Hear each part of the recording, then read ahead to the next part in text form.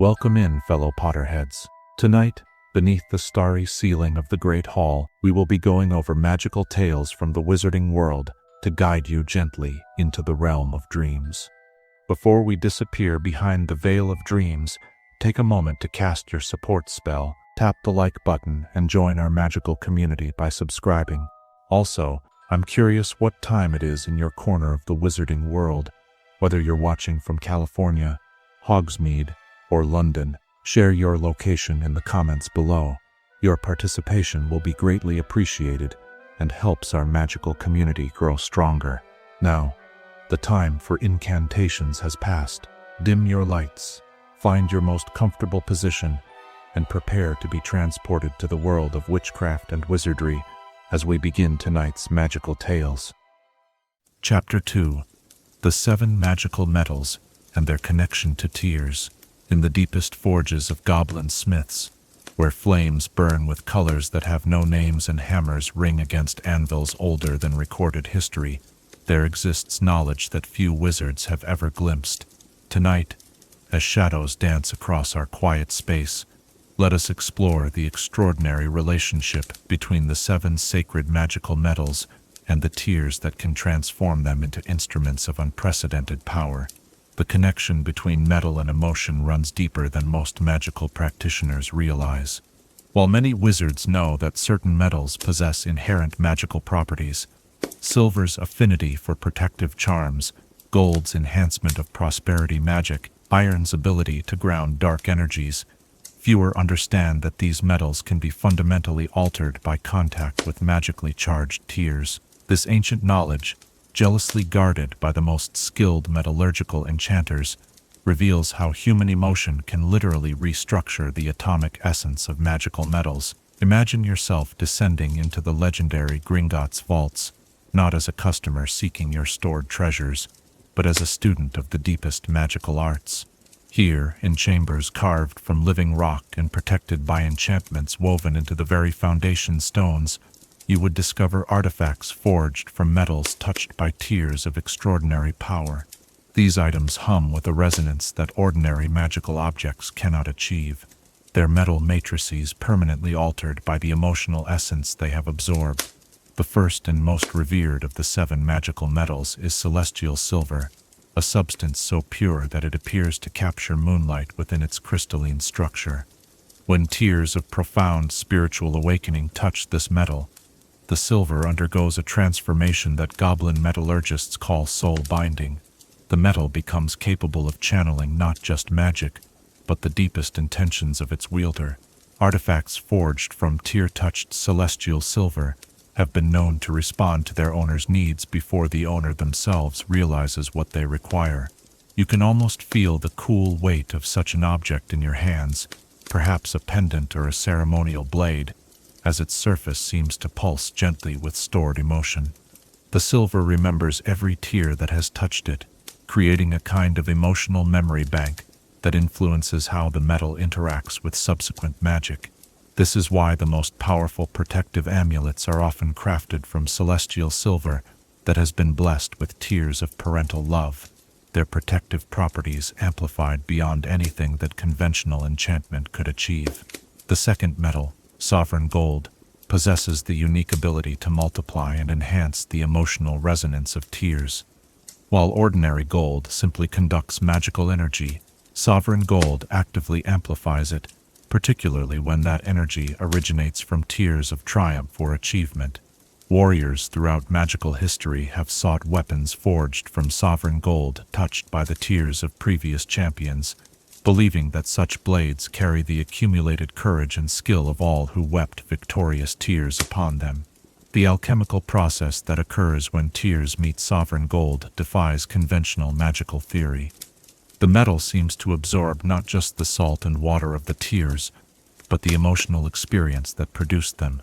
Over time, objects made from such gold develop what scholars call inherited memory, the ability to pass emotional knowledge from one wielder to the next. This explains why certain golden artifacts become more powerful with age, as they accumulate the emotional experiences of successive owners. The third metal, ethereal platinum, exhibits perhaps the most mysterious relationship with tears. This gossamer light metal, so rare that many wizards doubt its existence, becomes visible only when touched by tears of pure wonder or awe. Before such contact, ethereal platinum exists in a state between the physical and spiritual realms, detectable only by the most sensitive magical instruments. But when tears of genuine amazement grace its surface, the metal solidifies into our reality, becoming a bridge between the seen and unseen worlds. Artifacts crafted from materialized ethereal platinum possess the extraordinary ability to reveal hidden truths and pierce through illusions. The metal retains the clarity of vision that originally manifested it, allowing its wielder to see through deceptions and perceive the authentic nature of people and situations. Such items are precious beyond measure, not merely for their rarity, but for the profound emotional experience required to bring them into existence. The fourth metal, temporal copper, responds specifically to tears shed across great spans of time, tears of longing for the past, or hope for the future. This verdigris-touched metal has the remarkable property of creating temporal echoes when activated by such emotionally charged tears. Objects forged from temporal copper can briefly connect their wielder to emotional experiences from other time periods, allowing them to feel the joy, sorrow, hope, or fear of those who came before or may yet come. You might imagine holding a temporal copper mirror that has been touched by tears of nostalgia, feeling suddenly connected to the bittersweet emotions of wizards from centuries past, who gazed into the same reflective surface. The metal serves as a kind of emotional time machine, though one that operates on feeling rather than physical displacement. Such artifacts are often found in locations of great historical significance, where the accumulated tears of generations have soaked into the very architecture. The fifth metal, primordial iron, maintains the strongest connection to tears of raw primal emotion, those shed in moments of pure instinct and unfiltered feeling. Unlike refined magical metals, primordial iron retains the wild, untamed essence of magic as it existed before civilization began organizing and categorizing it. When touched by tears of primal emotion, this iron becomes capable of channeling magic in its most elemental form. Warriors have long valued weapons forged from primordial iron, blessed with tears of righteous fury, for such weapons can cut through magical defenses that would stop conventional blades. The iron remembers the raw emotional state that touched it, allowing it to channel that same primitive power indefinitely. However, such artifacts require careful handling, as they can be unpredictable in their responses, retaining not just the power, but also the wild nature of primal emotion. The sixth metal, spectral titanium, achieves its magical properties only through contact with tears shed for the departed, tears of grief, mourning, and remembrance. This ethereally light yet incredibly strong metal serves as a conduit between the world of the living and the realm of the dead. When tears of mourning touch spectral titanium, the metal becomes capable of holding and channeling the love that transcends death itself. Memorials crafted from spectral titanium touched by genuine tears of grief become more than mere monuments. They become windows through which the love of the living can reach those who have passed beyond the veil. Such objects often develop the ability to provide comfort to the grieving, radiating a sense of peace and connection that helps mourners feel the continued presence of their loved ones. The metal serves as a permanent bridge, sustained by the emotional bond that originally activated its properties. The seventh and final metal, infinite mithril, responds only to tears of unconditional love, the rarest and most powerful emotional state known to magical kind. This gossamer fine metal, lighter than air yet stronger than dragon hide, can only be worked when it has been blessed by tears of absolutely pure, selfless love. The transformation that occurs when such tears touch mithril creates a substance that exists partially outside normal space and time. Objects forged from love-touched infinite mithril possess properties that seem to violate the fundamental laws of magical physics. They can provide exactly what their wielder needs, regardless of size, weight, or apparent physical limitations. A mithril container, touched by a mother's tears of love, might produce unlimited nourishment, while a mithril blade, blessed by a lover's tears of devotion, might extend itself to protect any innocent, regardless of distance. The process of working with tear-touched magical metals requires not just technical skill, but emotional sensitivity and spiritual preparation. Master smiths who specialize in this craft must be able to recognize the subtle differences between various types of tears and understand how each emotional state will interact with different metals. They speak of developing an almost psychic connection with both the metal and the emotions that have touched it. The forging process itself becomes a kind of emotional alchemy. The smith must maintain a state of perfect empathetic resonance with the tears that have blessed the metal, allowing their own emotions to harmonize with the stored feelings within the material. Any discord between the smith's emotional state and the metal's emotional memory can result in catastrophic failure, sometimes destroying not just the work, but permanently damaging the smith's ability to work with emotional metals. The completed artifacts carry within their crystalline structure a perfect record of the emotional experience that transformed them. This emotional signature influences how the object interacts with subsequent wielders, creating a kind of selective bonding that draws the artifact toward those whose emotional makeup resonates with its stored memories. It is said that truly powerful emotion-forged artifacts will actually seek out their proper owners, appearing in their lives at moments of greatest need. The study of metal-tier interactions has revealed that the emotional charge within blessed metals does not diminish over time, but actually grows stronger as the artifacts are used with sincere intent. Each time a wielder experiences genuine emotion while using such an object, they add to its emotional reservoir, creating items that become more powerful with each generation that cherishes them.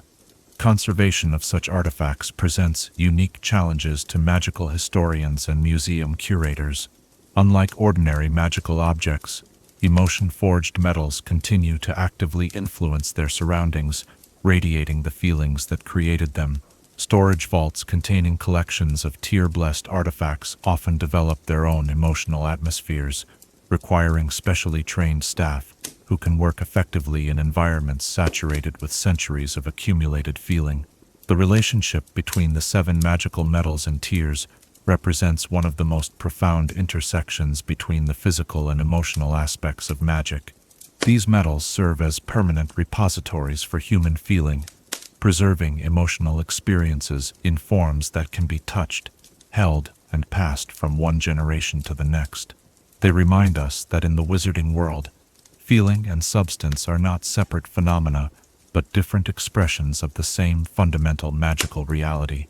As our exploration of these remarkable substances draws to a close, and the imagined forge fires begin to dim in our mind's eye, we are left with a deeper appreciation for the intricate ways that emotion and material interact within magical practice. The 7 metals offer us a glimpse into a form of magic that treats feeling not as a byproduct of spellcasting, but as a fundamental force capable of reshaping reality at the molecular level. Which of your own emotional experiences might possess the power to transform ordinary metal into something extraordinary, and what artifact would you create to preserve that feeling for future generations? Chapter 3. Protection Magic of Ancient Egypt and Tears of the Gods. Beneath the shifting sands of time, where ancient pyramids pierce the desert sky like geometric prayers to forgotten deities, lies a magical tradition so profound that its echoes still resonate through modern wizarding practice.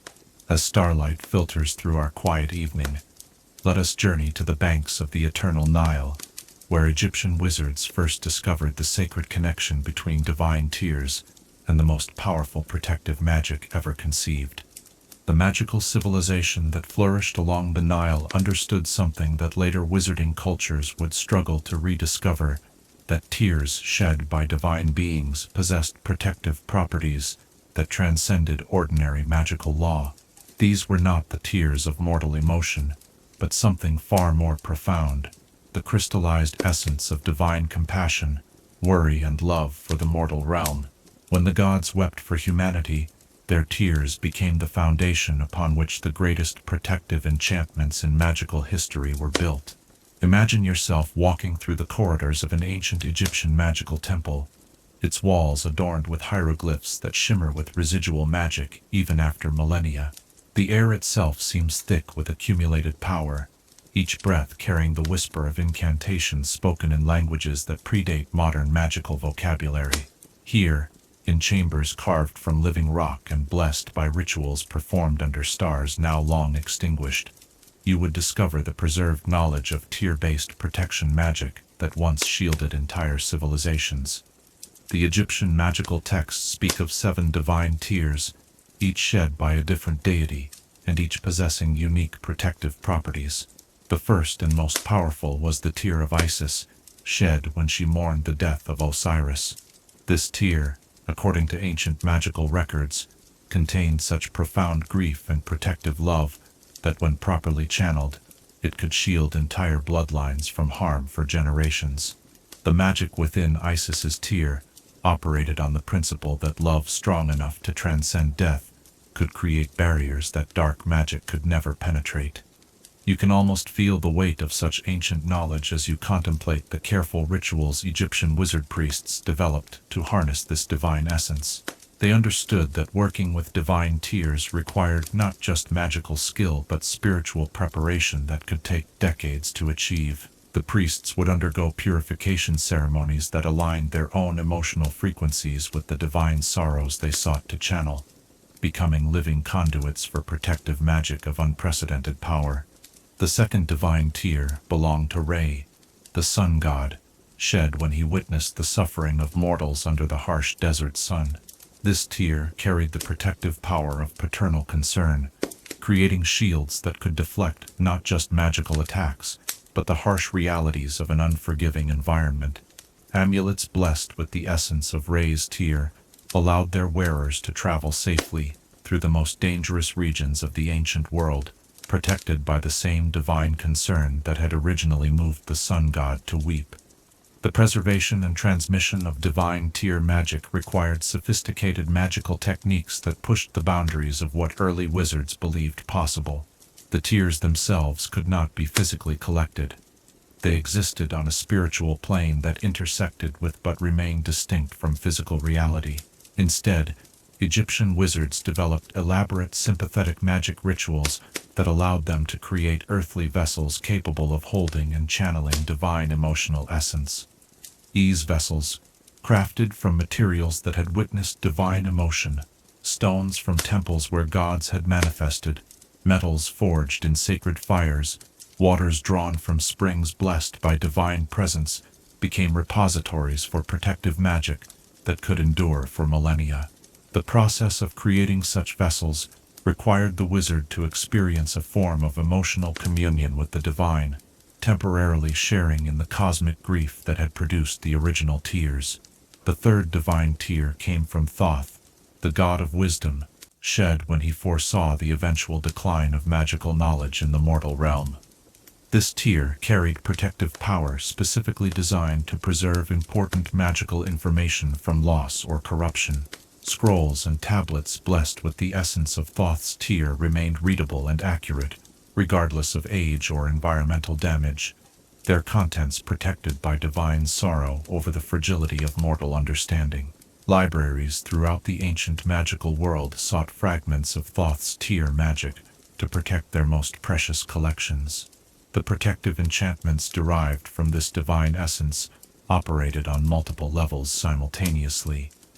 They prevented physical deterioration, blocked magical interference, and even shielded the knowledge from being misunderstood or misused by unworthy readers.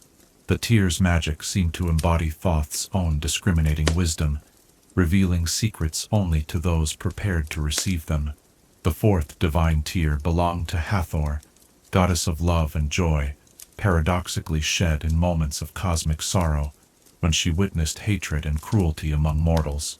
Her tear contained protective magic specifically attuned to defending the innocent and vulnerable. Children blessed with Hathor's tear magic were shielded not just from physical harm, but from the spiritual damage that witnessing cruelty and hatred could inflict upon young souls. The protective rituals derived from Hathor's tear often involved entire communities, as the goddess's magic worked most effectively when multiple people joined together in expressions of love and care for their most vulnerable members. These communal protections created magical barriers that surrounded entire settlements, ensuring that children could grow up surrounded by love and shielded from the darker aspects of human nature until they were emotionally mature enough to face them. The fifth divine tier came from Anubis, guide of the dead, shed when he was forced to witness the fear and confusion of souls unprepared for their journey to the afterlife. This tier carried protective magic designed to ease transitions and provide guidance during times of profound change or uncertainty. Amulets blessed with Anubis's tier magic helped their wearers navigate difficult passages in life with wisdom and courage, protected from the despair that could overwhelm those facing unknown challenges. The magic of Anubis's tier recognized that some of life's most dangerous moments occur during periods of transition, when familiar protections no longer apply and new defenses have not yet been established. The divine protection filled these vulnerable gaps, providing spiritual guidance and emotional support that allowed mortals to traverse difficult passages without losing their essential humanity.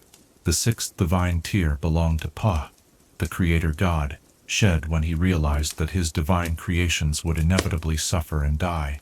This tier contained protective magic, focused on preserving the essential nature of created things against corruption and decay.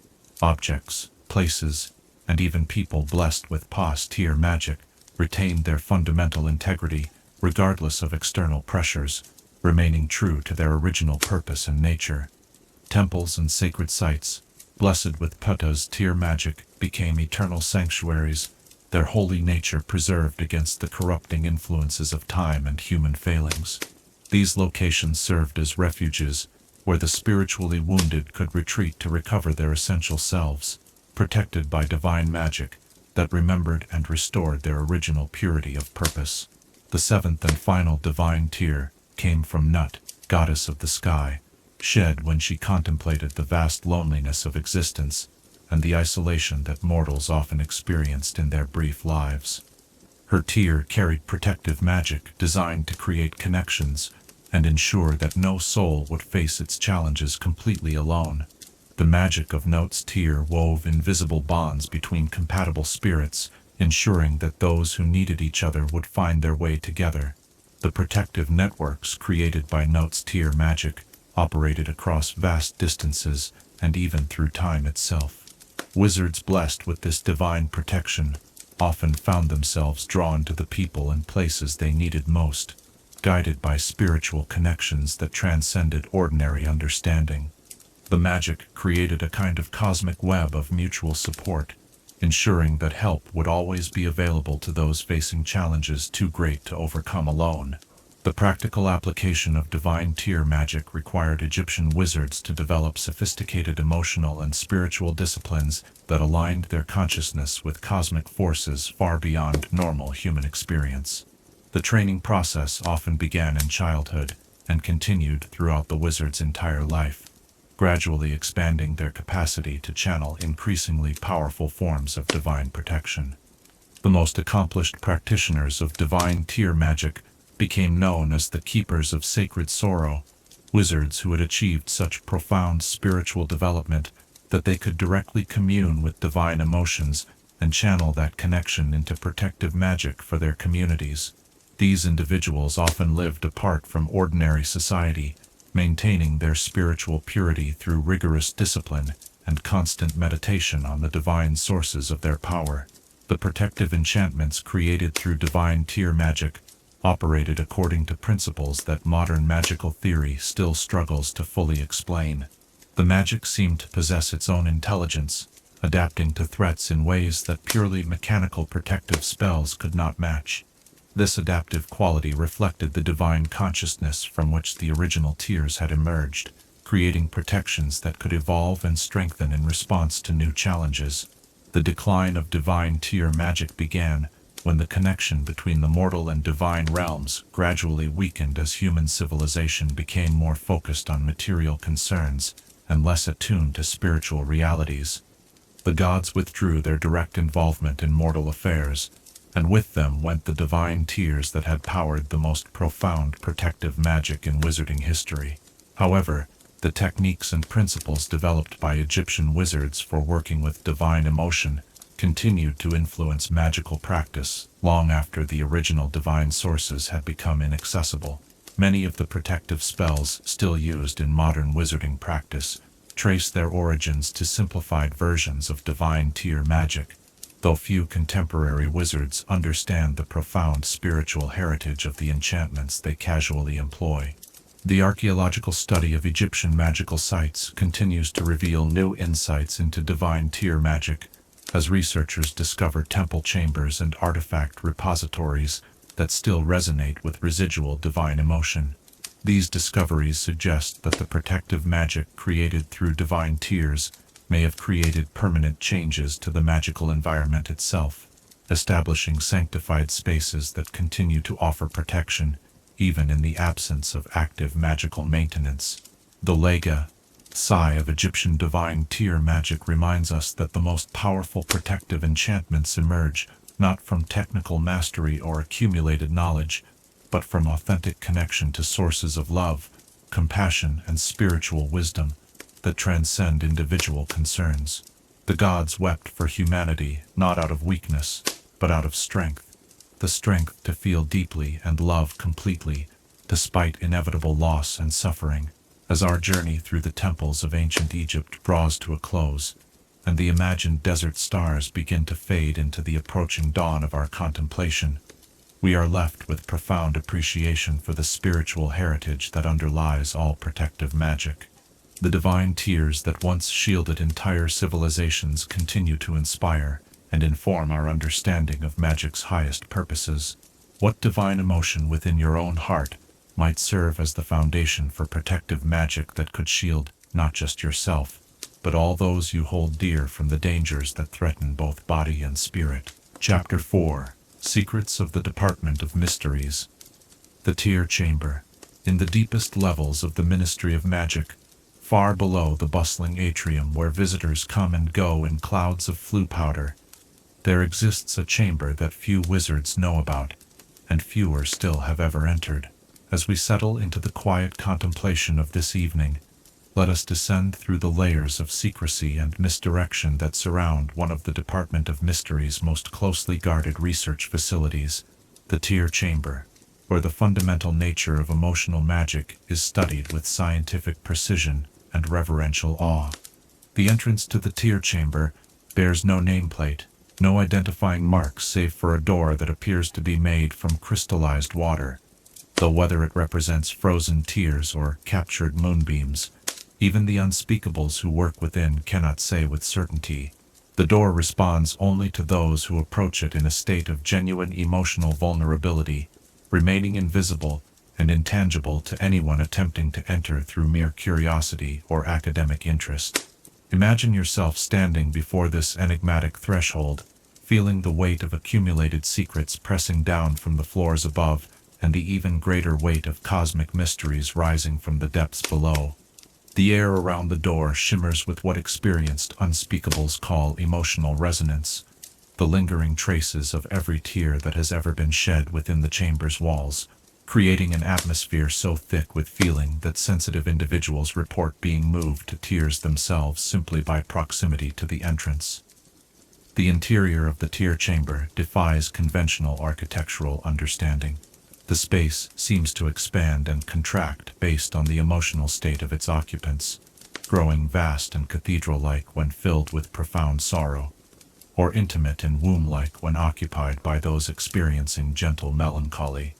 The walls themselves appear to be constructed from layers of crystallized tears, some clear as diamond, others shot through with colors that have no names in any human language. You can almost feel the extraordinary nature of this space as you move through it in your imagination. The floor beneath your feet feels both solid and yielding, as if walking upon compressed starlight or crystallized sighs. Every surface reflects not just light, but emotion itself, creating a kaleidoscope of feeling that shifts and flows with each breath, each heartbeat, each subtle change in the observer's emotional state. The research conducted within the Tear Chamber focuses on understanding the fundamental mechanisms by which emotion transforms into magical energy. Unlike the dramatic spellcasting taught at Hogwarts, or the practical magic used in everyday wizarding life, the work here operates on a level so subtle and profound that it requires instruments capable of detecting changes in reality that occur at the quantum level of magical interaction.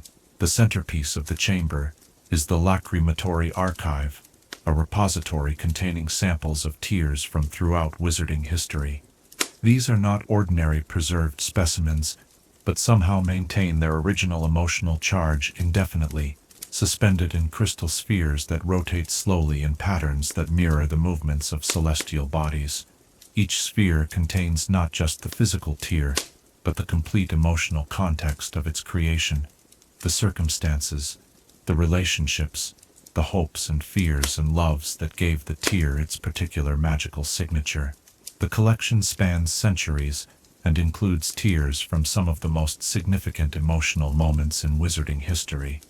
There are spheres containing tears of joy shed at the end of the Goblin Wars, tears of grief from the victims of dark wizards, tears of love from countless wedding ceremonies, and tears of awe from wizards who witnessed magic beyond their understanding.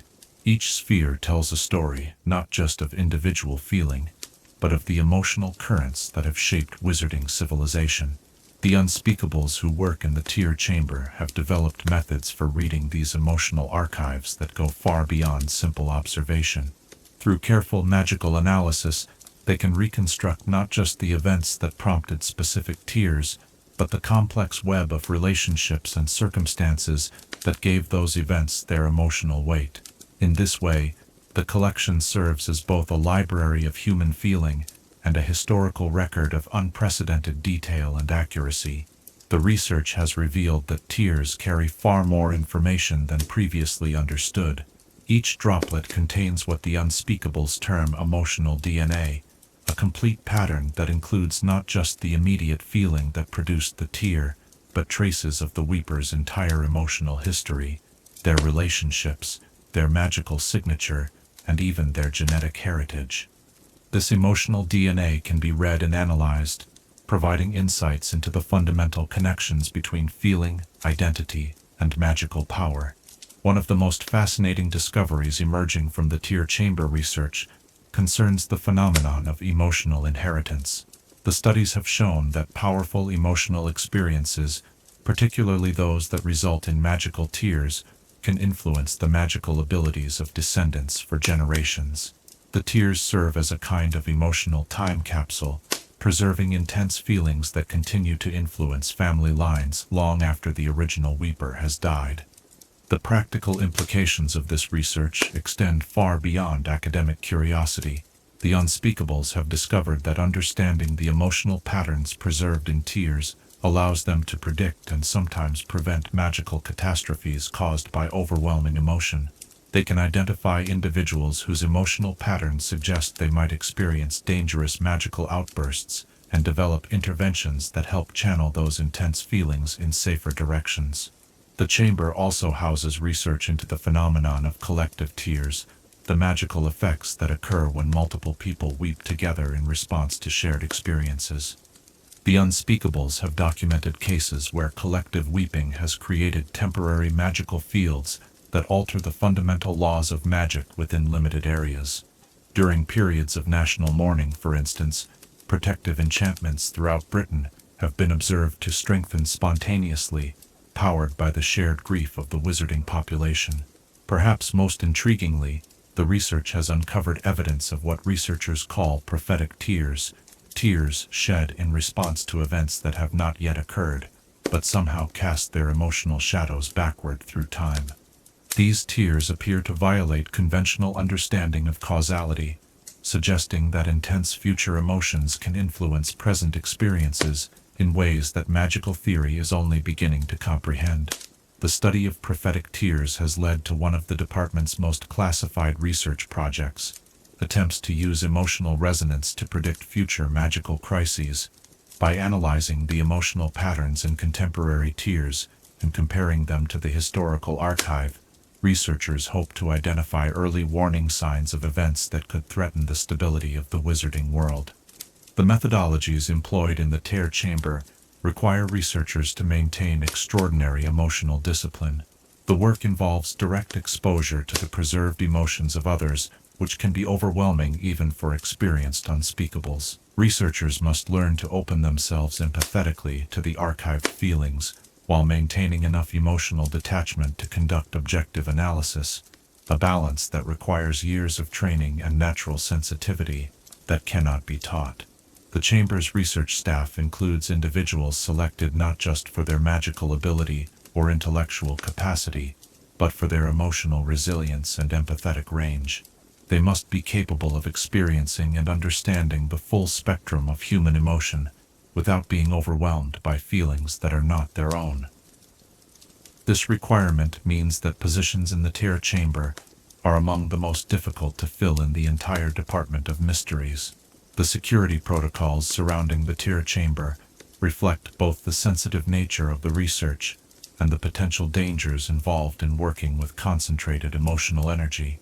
The chamber is protected not just by conventional magical defenses, but by emotional barriers that prevent unauthorized access by ensuring that only those with appropriate emotional preparation can even perceive the entrance. The research has also revealed concerning vulnerabilities in these emotional defenses. The studies have shown that dark wizards who understand the principles of emotional magic can potentially exploit the emotional connections that bind families and communities, using people's deepest feelings as pathways for magical attack. This discovery has led to the development of new defensive techniques based on emotional camouflage and the creation of false emotional signatures to mislead potential attackers.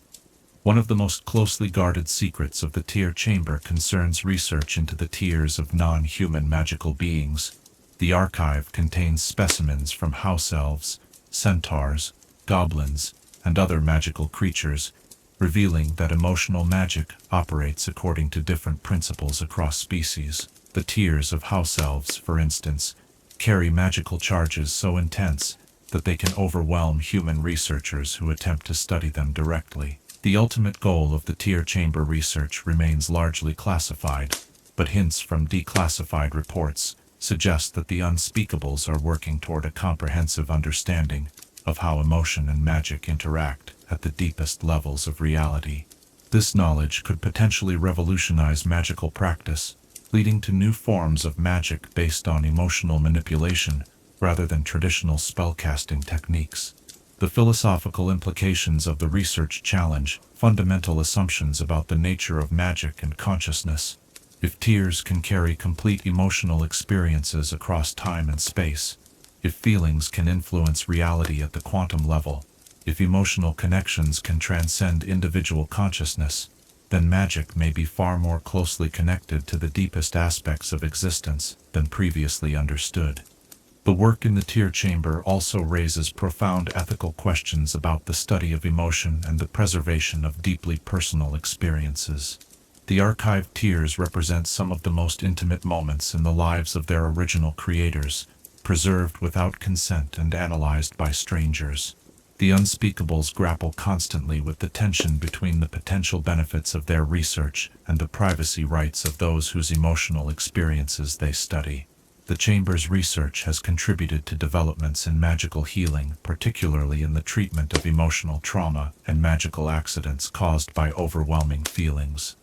By understanding how specific emotional patterns manifest in tears, healers can develop more effective treatments for wizards whose magical abilities have been damaged by traumatic experiences. As our exploration of this hidden sanctuary of knowledge draws to a close, and the imagined crystal walls seem to dim in the gathering quiet of our contemplation, we are left with a profound appreciation for the depth and complexity of emotional magic. The Tear Chamber represents humanity's attempt to understand scientifically what the heart has always known intuitively, that our deepest feelings carry within them the power to reshape reality itself. The work continues in the depths of the ministry, where dedicated researchers risk their own emotional stability to unlock the secrets of magical feeling. Their discoveries remind us that even in a world where magic is commonplace, The mysteries of the human heart remain the greatest frontier of all. What secrets might your own tears reveal to the careful instruments of the tear chamber, and what contributions might your emotional experiences make to the ever-growing archive of human feeling? Chapter 5. Magical Theory of Weather Manipulation Through Tears. High above the clouds where eagles dare not soar, where the boundary between Earth's atmosphere and the vast cosmos grows thin, ancient magical principles govern the dance between human emotion and the great weather patterns that sweep across our world. As gentle breezes stir the quiet air around us this evening, let us ascend into the realm where tears become raindrops, where sighs transform into wind, and where the deepest feelings of magical hearts influence the very skies above. The connection between emotion and weather has been observed by wizards since the earliest days of magical practice, though the underlying mechanisms remained mysterious until relatively recent advances in atmospheric magical theory. When a witch or wizard experiences intense emotion, particularly feelings strong enough to produce tears, they unconsciously release magical energy that rises into the atmosphere and influences the formation and behavior of weather patterns in ways that ordinary meteorology cannot explain.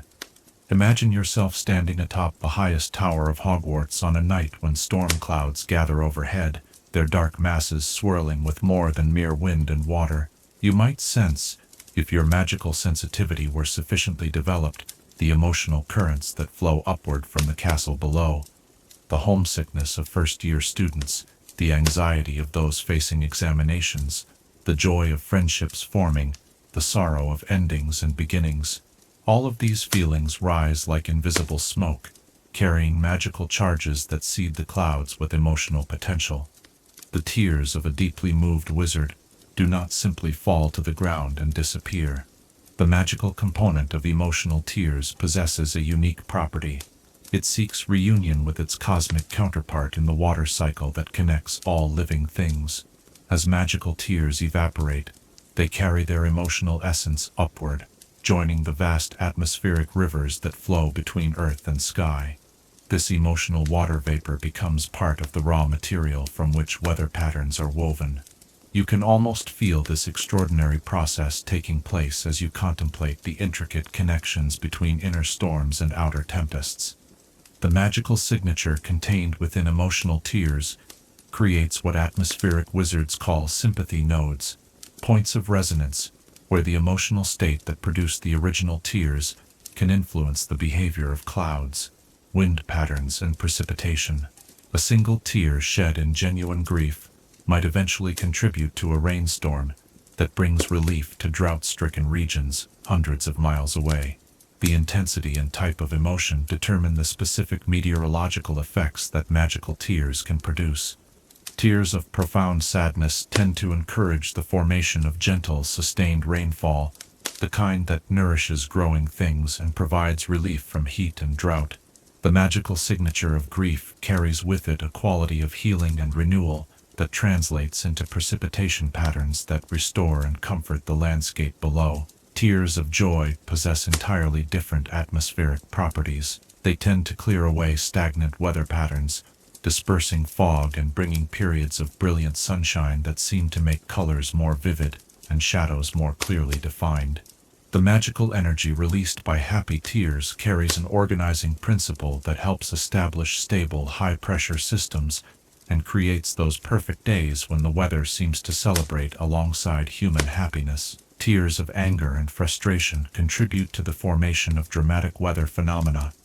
Thunderstorms with particularly intense lightning, sudden squalls that appear and disappear without apparent meteorological cause, and atmospheric disturbances that seem to carry an electric charge that goes beyond mere static electricity. The chaotic energy of rage translates into weather patterns that reflect the emotional turbulence of their origin. The most intriguing tears from a meteorological perspective are those produced by complex mixed emotions, bittersweet farewells, proud sorrow, grateful grief. These emotionally nuanced tears create weather patterns that seem to shift and change in ways that challenge conventional atmospheric prediction. A storm born from tears of complicated feeling might begin as rain, transform into snow, then clear into brilliant sunshine, all within the span of a few hours. The study of emotion-influenced weather has revealed that certain geographical locations serve as natural amplification points for the connection between tears and atmospheric phenomena, places where intense emotions have been experienced repeatedly over long periods of time. Battlefields, hospitals, schools, religious sites develop what meteorological researchers call emotional atmospheres that make them particularly sensitive to the influence of additional emotional input. Hogwarts itself serves as perhaps the most documented example of this phenomenon. The castle's location and its centuries of accumulated emotional energy from generations of students and teachers have created what amounts to a permanent emotional weather system. Sensitive observers note that the skies above Hogwarts often reflect the collective emotional state of the school's population, with examination periods bringing frequent storms and graduation ceremonies, typically accompanied by mixed weather that seems to mirror the complex feelings of endings and beginnings. The practical applications of emotion weather magic have been explored by various magical communities throughout history. Certain Native American magical traditions developed sophisticated techniques for using collective emotional expression to influence rainfall patterns, ensuring adequate precipitation for agriculture while preventing destructive flooding. These techniques required entire communities to coordinate their emotional responses, creating focused magical effects that could reliably influence regional weather patterns. Medieval European weatherworkers discovered that the tears of individuals with particularly strong magical abilities could be preserved and used as components in weather-influencing potions and rituals. These preserved tears retained their emotional charge and their connection to atmospheric forces, allowing weather wizards to create localized effects by releasing the stored emotional energy under controlled conditions. The preservation process required extraordinary care, as the emotional essence of the tears had to be maintained, while preventing the magical signature from dissipating or becoming corrupted.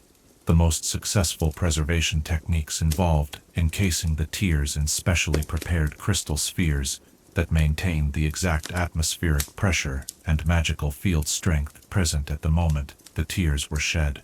The ethical implications of weather manipulation through emotional magic have been debated by magical philosophers for centuries.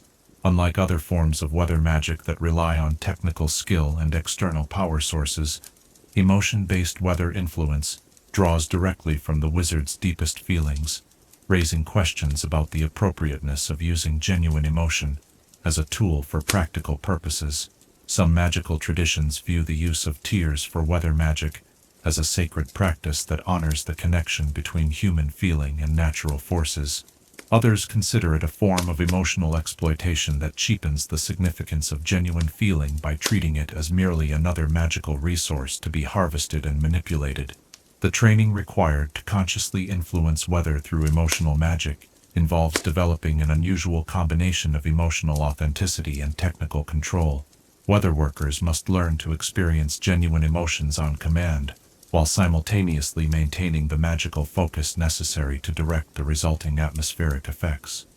This dual requirement has made emotion-based weather magic one of the most demanding magical disciplines to master. Advanced practitioners report that successful emotion weather work requires a fundamental shift in perspective about the relationship between inner experience and external reality, rather than viewing their emotions as private, internal phenomena. Weather workers must learn to experience their feelings as part of a vast, interconnected system that includes not just their own consciousness, but the consciousness of the earth and sky themselves. The theoretical framework underlying emotion weather magic suggests that tears serve as a form of magical communication between individual consciousness and the planetary consciousness that governs large-scale natural systems. The emotional information carried by magical tears becomes part of a feedback loop that allows the Earth's weather systems to respond to the needs and feelings of the life forms they serve. This communication occurs through what magical meteorologists call resonance cascades, chains of sympathy, that connect the emotional state of the individual to the emotional patterns that govern atmospheric behavior. Just as human emotions can influence the weather, weather patterns can influence human emotions, creating complex feedback loops that connect psychological and meteorological phenomena in ways that challenge traditional boundaries between mind and matter. Recent research has revealed that the connection between tears and weather operates differently during various phases of the moon and seasonal transitions. Tears shed during the full moon possess enhanced atmospheric influence, while those shed during the new moon tend to create more subtle, long-lasting weather effects. Seasonal transitions, particularly the equinoxes and solstices, create periods when the boundary between emotional and meteorological phenomena becomes more permeable. The study of historical weather patterns in areas with large magical populations has revealed recurring cycles that correspond to the emotional rhythms of wizarding communities. Years marked by significant magical conflicts show distinctive weather anomalies, while periods of magical peace and prosperity tend to be accompanied by more stable, benevolent atmospheric conditions. Climate change in the magical world operates according to principles that include but extend beyond the purely physical factors recognized by Muggle science. Long-term shifts in global weather patterns may reflect changes in the collective emotional state of the planet's magical population, with increasing magical conflicts and emotional instability contributing to atmospheric chaos that purely technological interventions cannot address. The relationship between individual tiers and global weather patterns demonstrates the profound interconnectedness that characterizes magical reality. A single tear shed in authentic emotion can ripple through the atmospheric system, contributing to weather changes that affect thousands of people across vast distances. This realization carries with it both tremendous responsibility and profound comfort. The knowledge that our deepest feelings matter not just to ourselves, but to the world itself. The ancient magical traditions speak of a time when the boundary between human emotion and natural forces was so thin that weather workers could call rain simply by weeping, or summon sunshine through the power of genuine laughter. While such direct control may be beyond modern practitioners, the fundamental connection between feeling and weather remains as strong as ever, waiting for those with sufficient sensitivity and skill to rediscover the lost arts of atmospheric empathy. As our exploration of this aerial realm draws to a close, and the imagined clouds begin to part to reveal stars that have witnessed countless tears fall and rise again as rain, we are left with a deeper appreciation for the invisible threads that connect our inner weather to the vast atmospheric systems that surround our world.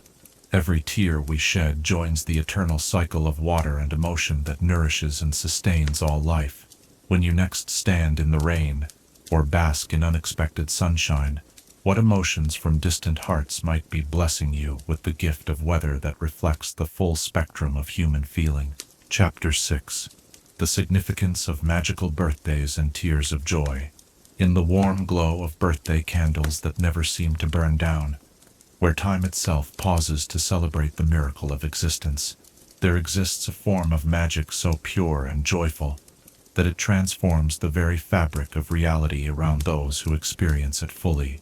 As we settle into this peaceful evening, let us explore the extraordinary significance of magical birthdays and the tears of overwhelming happiness that mark these sacred anniversaries of life itself. The moment of birth represents the single most magically significant event in any wizard's existence, not merely because it marks the beginning of life, but because it establishes the fundamental magical resonance that will influence every spell, potion, and enchantment the individual will ever perform. The tears of joy shed at the moment of magical birth carry within them the pure essence of possibility, untainted by the limitations that experience gradually imposes upon growing magical abilities. Imagine yourself present at the birth of a magical child, feeling the extraordinary surge of energy that fills the room as new consciousness makes contact with the magical field that permeates our world. The first breath drawn by magical lungs creates ripples in the invisible currents of power that flow around all living things, while the tears of joy shed by parents, midwives, and attending healers crystallize this moment of pure potential into magical artifacts of unprecedented power. These birth tears, as they are known in the most ancient magical traditions, possess unique properties that distinguish them from all other forms of emotional magic.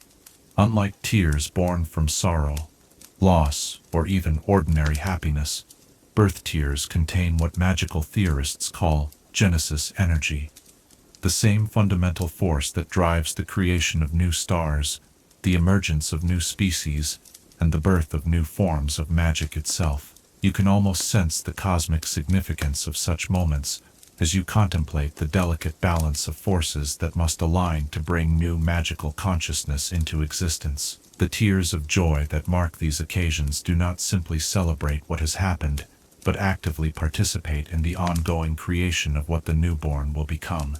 Each droplet carries within it blessings, hopes, dreams, and magical potential that will influence the child's development throughout their entire life. The preservation and study of birth tears has revealed that they contain a complete magical blueprint of the child's potential, not a predetermined destiny, but a map of all the magical paths that might be explored during the course of a lifetime. Skilled magical scholars can read these emotional artifacts like ancient texts, discerning the natural affinities, potential strengths, and inherent magical interests that will guide the child's development. The annual celebration of magical birthdays represents far more than simple commemoration of the passage of time. Each birthday creates an opportunity for what magical tradition calls resonance renewal, a chance for the celebrant to reconnect with the pure magical potential that was present at the moment of their birth. The tears of joy shed during authentic birthday celebrations can actually strengthen and refresh the individual's magical abilities, removing the accumulated psychic debris that daily life deposits upon our magical senses. The tradition of birthday wishes emerges from this deeper magical reality. When birthday candles are blown out while surrounded by the love and good intentions of family and friends, the combination of breath, fire, emotion, and collective focus creates a temporary window through which pure intention can influence reality directly. The tears of joy that often accompany the most meaningful birthday celebrations provide the emotional fuel that transforms wishes from mere hopes into magical actualities. You might reflect on your own most memorable birthday moments and recognize, perhaps, the subtle magical effects that accompanied them. The way colors seemed more vivid, the way food tasted more delicious, the way conversations flowed more easily, the way everything seemed touched with a sparkle of possibility. These are not mere psychological effects, but genuine magical phenomena created by the concentration of joyful energy that accumulates around birthday celebrations. The magical significance of birthdays varies according to the specific date and astronomical conditions present at the moment of birth. Children born during lunar eclipses carry within their birth tears the power to see through illusions and perceive hidden truths. Those born during solar eclipses possess birth tears that contain extraordinary creative potential, often developing into artists, inventors, or magical innovators whose work transforms wizarding society. Birthdays that fall on the solstices and equinoxes carry special magical weight, as they align the individual's personal magical anniversary with the great turning points of the natural year. The tears of joy shed during these cosmically significant birthdays possess enhanced power to influence the celebrant's magical development, often marking turning points or breakthroughs in their magical abilities. The practice of birthday magic varies significantly across different magical cultures, but certain elements remain consistent across all traditions. The presence of loved ones amplifies the magical effects, as does the giving and receiving of gifts chosen with genuine care and affection. The sharing of special foods, particularly sweets and treats that exist nowhere else in the celebrant's regular diet, creates temporary alterations in magical sensitivity that enhance the overall experience. The most magically significant birthdays occur at the traditional coming-of-age markers: the 11th birthday when Hogwarts letters arrive, the 17th birthday when full magical adulthood is achieved, and the much later centennial birthdays that mark the transition into magical elderhood. The tears of joy shed during these milestone celebrations carry enhanced transformative power, literally helping to reshape the celebrant's magical identity to match their new life stage. The phenomenon of birthday tears represents a unique category of joyful emotion that combines celebration of the past with anticipation of the future. These tears acknowledge not just the years that have been lived, but the years yet to come, carrying within them both gratitude for experiences gained and excitement for adventures still awaiting. This temporal complexity gives birthday tears their distinctive magical signature and their power to influence events across extended periods of time. Magical gift-giving traditions have evolved to take advantage of the enhanced magical field that surrounds birthday celebrations. Gifts given with genuine love and thoughtfulness during birthday festivities become imbued with the celebrant's birthday magic, often developing useful enchantments that reflect the giver's intentions and the recipient's needs. These spontaneous enchantments cannot be artificially created, but emerge naturally from the combination of love, joy, and concentrated magical energy. The tears of joy shed while giving birthday gifts carry their own special magical properties. These tears contain the essence of generosity and love expressed through material action, creating magical effects that strengthen the bonds between giver and recipient. Objects touched by such tears often develop the ability to provide comfort, guidance, or protection to their new owners, becoming cherished family heirlooms that pass beneficial enchantments from generation to generation. The collective celebration of birthdays within magical communities creates what researchers call joy fields, areas of concentrated positive magical energy that enhance the magical abilities of everyone present. Large birthday celebrations, particularly those honoring beloved community figures, can create temporary magical phenomena that affect entire neighborhoods. Flowers blooming out of season, spontaneous improvements in magical devices, enhanced healing rates among the sick and injured.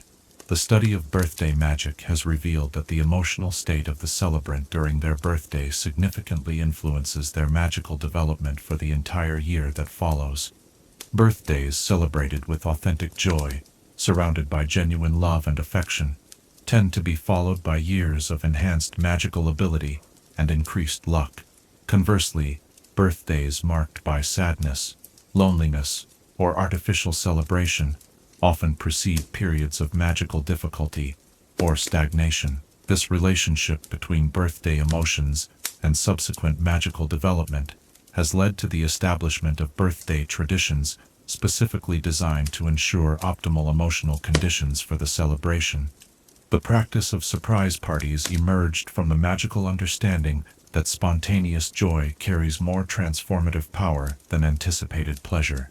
The tradition of making special effort to honor birthdays of elderly or isolated community members reflects awareness that birthday magic can provide crucial emotional and magical support to those who might otherwise struggle through difficult periods. The magical aging process itself is influenced by the quality of birthday celebrations experienced throughout a lifetime. Witches and wizards who have consistently experienced joyful, loving birthdays tend to age more gracefully, maintain their magical abilities longer, and approach their later years with wisdom and contentment.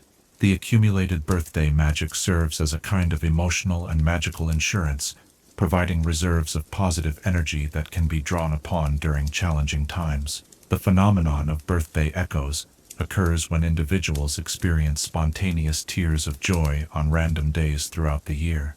These echoes represent moments when the individual unconsciously connects with the magical energy of their most meaningful birthday celebrations, drawing upon the stored joy to enhance their current magical working or emotional state. Experienced wizards learn to recognize and cultivate these birthday echoes, using them as sources of inspiration and magical power. The international exchange of birthday traditions among magical communities has led to the development of increasingly sophisticated birthday magic techniques.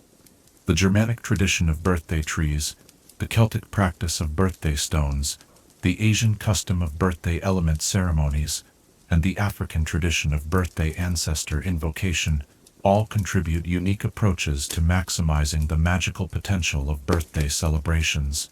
The modern magical calendar includes numerous community birthday celebrations that honor not just individuals, but magical institutions, historical events, and even abstract concepts.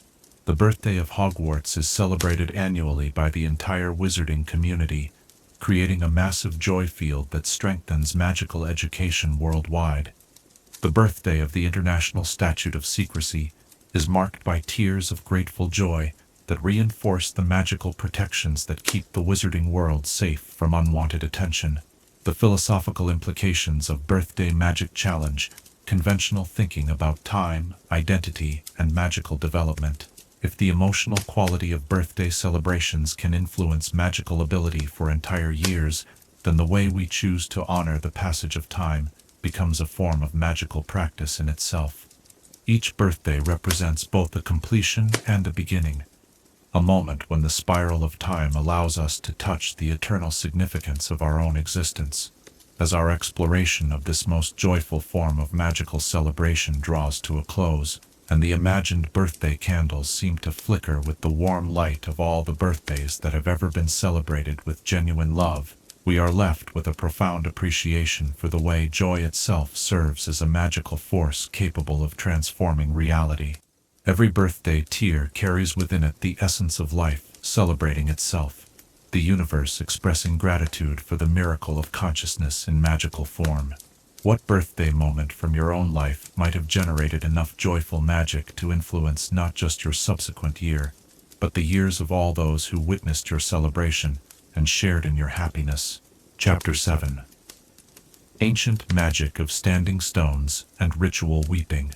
Across the windswept moors and ancient landscapes where time moves differently than in our modern world, massive stones stand sentinel against the endless passage of centuries, their weathered surfaces bearing witness to rituals so old that their origins have passed beyond recorded history into the realm of whispered legend. As twilight settles around us like a familiar cloak, let us journey to these sacred circles where our ancestors discovered the profound connection between ritual weeping and the living consciousness that dwells within the earth's most ancient monuments. The standing stones that dot the magical landscape of Britain and beyond are far more than mere markers or monuments. They are living repositories of accumulated emotion, particularly the tears shed in their presence during countless rituals performed across millennia. Each massive megalith serves as a kind of emotional battery, storing the concentrated feelings of generations of magical practitioners who understood that tears shed within these sacred circles carried power that could influence the fundamental forces governing earth and sky. Imagine yourself approaching one of these ancient sites in the pre-dawn darkness, feeling the subtle shift in magical pressure that occurs as you cross the invisible boundary between ordinary landscape and sacred space. The very air seems thicker here, saturated with residual emotion from ceremonies performed when the world was young, and the boundaries between human consciousness and natural forces were far more permeable than they have since become. The stones themselves appear to pulse with a slow, deep rhythm that matches the breathing of the earth itself. Their surfaces, worn smooth by millennia of wind and rain, bear the accumulated traces of countless tears that have flowed down their faces during ritual ceremonies. These ancient tears have penetrated deep into the molecular structure of the stone, creating what scholars of megalithic magic call emotional matrices, complex patterns of crystallized feeling that continue to influence the behavior of magic performed within the circles. You can almost feel the weight of accumulated centuries as you place your hand against one of these monuments, sensing through your fingertips the faint echoes of emotions too profound for ordinary comprehension. The stones remember not just the tears that have touched them, but the complete emotional context that produced those tears, the hopes, fears, loves, and griefs of people whose names have been forgotten, but whose feelings continue to resonate through the standing stones, like songs played on instruments made of living rock. The practice of ritual weeping within stone circles emerged from the ancient understanding that tears shed in sacred space carry enhanced magical properties. The electromagnetic fields generated by the mineral composition of the standing stones interact with the bioelectric signals present in magical tears, creating amplification effects that can increase the power of emotional magic by orders of magnitude. A single tear shed within certain stone circles can carry the magical force of dozens shed in ordinary locations. The positioning and alignment of standing stones reflect sophisticated knowledge of how to optimize these emotional amplification effects. The circles are oriented not just to astronomical phenomena like solstices and equinoxes, but to the emotional resonance lines that crisscross the landscape like an invisible web of feeling. Ancient ritualists mapped these lines by observing where tears shed in specific locations produced the most dramatic magical effects, gradually developing the knowledge necessary to construct stone circles that served as focal points for emotional energy. The different types of stone used in these constructions each possess unique relationships with specific categories of tears. Granite circles amplify tears of endurance and perseverance, helping participants draw upon inner reserves of strength during times of difficulty. Limestone circles enhance tears of healing and renewal, making them favored sites for rituals designed to overcome grief or trauma.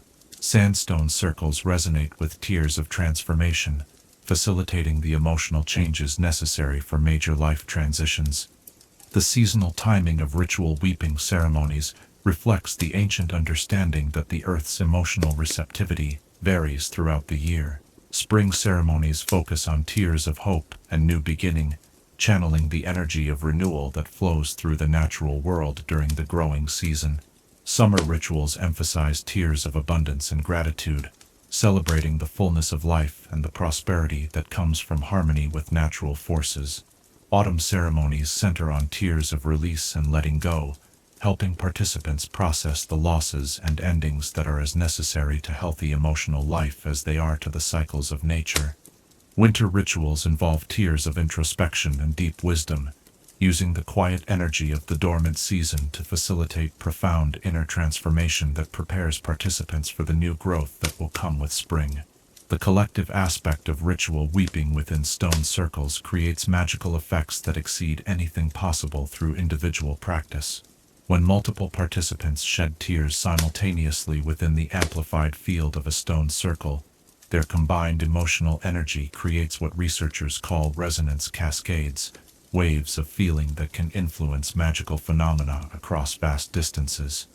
These collective rituals were often used to send emotional messages to other stone circles, creating a network of communication that operated on empathic rather than verbal principles. The training required to participate effectively in stone circle weeping rituals involved developing both emotional authenticity and magical sensitivity. Participants learned to access specific emotional states on command, while remaining connected to the sacred intentions of the ceremony. This balance between personal feeling and collective purpose required years of practice and natural empathic ability that could not be artificially developed. The role of the stone circle keeper, the individual responsible for maintaining the emotional integrity of ritual sites, represents one of the most demanding positions in ancient magical practice. These guardians learn to read the emotional history stored within the stones, understanding how past ceremonies influenced the site's current magical properties, and determining what types of rituals would be most beneficial for maintaining the circle's spiritual health. The keepers developed techniques for cleansing stones that had absorbed negative or chaotic emotions from poorly conducted ceremonies. This cleansing process required the keeper to experience and process the stored negative emotions personally, essentially sacrificing their own emotional equilibrium to restore the circle's capacity to enhance positive magical work. The toll of this responsibility often limited keepers to relatively short terms of service before they required extended periods of emotional recovery. The decline of stone circle weeping rituals began when magical practice became increasingly institutionalized and academic. The rise of formal magical education shifted focus away from emotion-based magic toward more technical approaches that could be taught in classroom settings. The personal vulnerability required for authentic ritual weeping made these practices difficult to incorporate into standardized curricula. However, the stones themselves continue to hold their accumulated emotional charge, waiting for practitioners who understand how to access the ancient power stored within their crystalline matrices. Magical researchers have documented spontaneous emotional phenomena occurring at stone circle sites. Visitors experiencing sudden tears of unexplained grief or joy, individuals reporting profound spiritual experiences that change their life direction, and even cases of apparent healing that conventional magical medicine cannot explain. The preservation of stone circle sites faces unique challenges because their magical properties depend not just on maintaining the physical structures, but on preserving the emotional environment that allows the ancient magic to function. Sites that become too heavily visited by casual tourists gradually lose their sacred atmosphere, while circles that remain completely isolated may lose connection with human consciousness altogether. Contemporary efforts to revive stone circle weeping rituals face the challenge of balancing respect for ancient traditions with the needs of modern magical practitioners who lack the cultural context that originally gave these ceremonies their meaning. Successful modern adaptations focus on developing authentic emotional connection to the sites, rather than attempting to recreate historical rituals that may no longer be appropriate for contemporary circumstances. The study of stone circle acoustics has revealed that the physical arrangement of the monuments creates sound chambers that amplify not just audible vibrations, but the subtle frequencies associated with emotional expression. The acoustic properties of properly constructed stone circles ensure that tears shed within them resonate at frequencies that enhance their magical properties, creating feedback loops that strengthen the emotional effects of the rituals.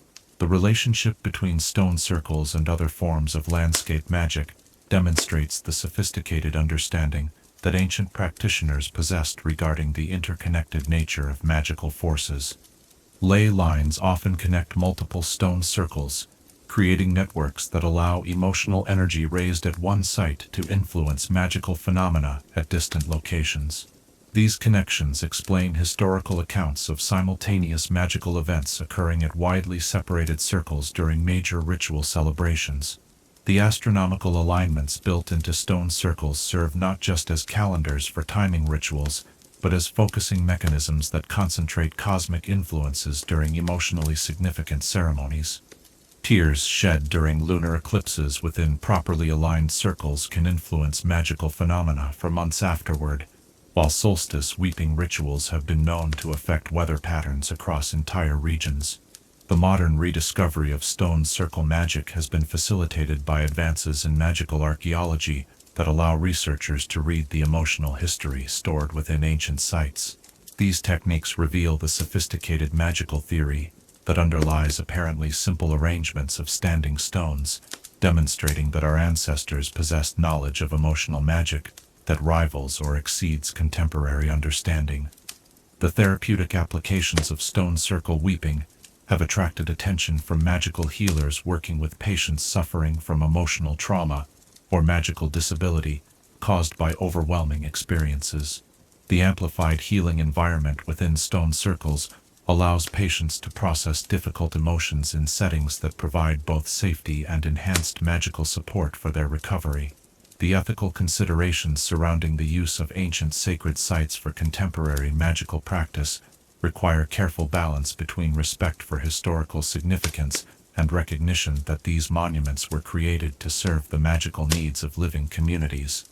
The stones themselves seem to respond more favorably to sincere emotional engagement than to academic study, suggesting that they remain most alive when actively participating in meaningful magical work.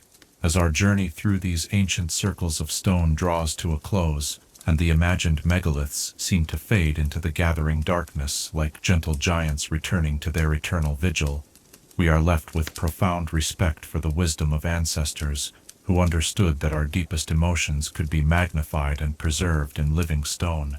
The tears they shed within these sacred spaces continue to influence our world, carrying forward through time the distilled essence of human feeling in its most profound and transformative forms.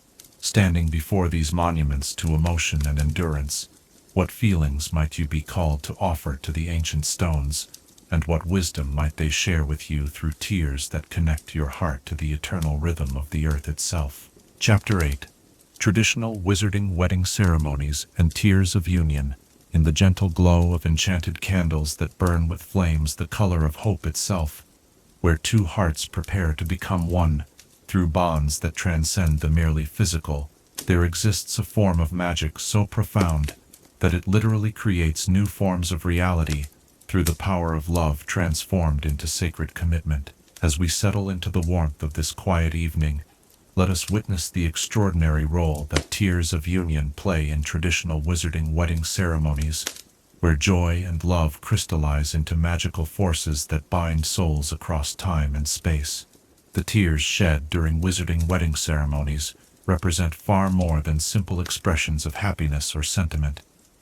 They are active participants in the magical transformation that occurs when two separate magical signatures merge into a unified pattern that enhances both individual practitioners while creating entirely new possibilities for magical collaboration.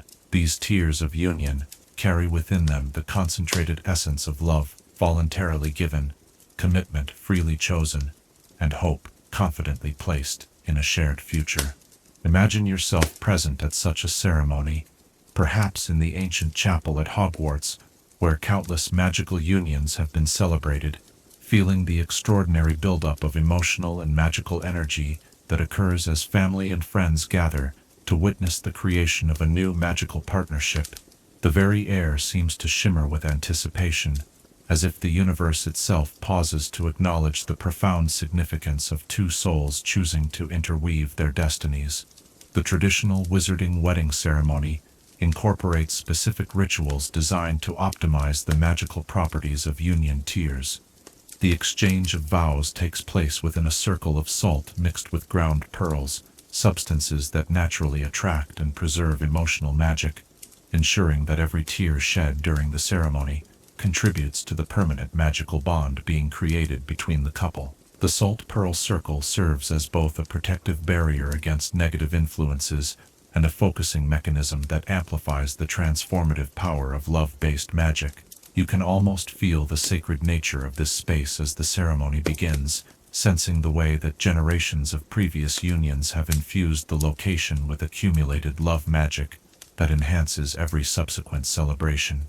The tears shed by countless couples throughout history have literally soaked into the stone and timber of traditional wedding venues, creating environments where love magic operates with enhanced effectiveness and where the very architecture supports the emotional transformation taking place. The timing of tear shedding during wizarding wedding ceremonies follows ancient patterns that maximize the magical effectiveness of the emotional energy being released. The first tears typically appear during the processional, as family members and friends experience the overwhelming realization that they are witnessing a moment that will transform not just the couple, but the entire network of relationships surrounding them. These anticipatory tears carry the magic of community blessing and familial support. The most magically significant tears emerge during the exchange of vows, when the couple's own emotional barriers dissolve in response to the vulnerability required for authentic commitment. These tears of mutual recognition and acceptance create the primary magical bond that will sustain the marriage through all subsequent challenges. The magical signature of these tears becomes permanently integrated into both partners' magical identities, allowing them to locate and support each other across any distance. The phenomenon of sympathetic weeping occurs when wedding guests find themselves moved to tears, not by their own emotions, but by empathic resonance with the profound feelings being experienced by the couple. These sympathetic tears contribute to what magical theorists call the community web, a network of supportive magical connections that surrounds the new union and provides emotional and magical reinforcement during difficult periods. The collection and preservation of union tears represents one of the most specialized branches of magical practice. Wedding tear keepers, rare magical artisans who possess both technical skill and extraordinary emotional sensitivity, create crystalline vessels designed to capture and preserve the exact magical signature of tears shed during the ceremony. These preserved tears serve as permanent anchors for the marriage magic, providing a source of renewal that couples can access throughout their lives together. The traditional wedding tear ceremony reaches its climax during the mingling of sorrows, a ritual element that often confuses those unfamiliar with wizarding marriage customs. During this portion of the ceremony, the couple deliberately calls to mind their individual griefs, losses, and fears, allowing themselves to weep for the pain they have experienced separately before their union. These tears of acknowledged sorrow create space for shared healing and demonstrate the couple's readiness to support each other through future difficulties. The magical properties of wedding tears vary according to the specific type of love being celebrated. Tears shed during first marriages between young lovers carry the bright, dynamic energy of new beginning and untested hope. Tears from couples uniting later in life contain the deeper, more complex magic of love, tempered by experience and strengthened by conscious choice. Tears from remarriage ceremonies after loss possess profound healing properties that honor past love while creating space for new joy.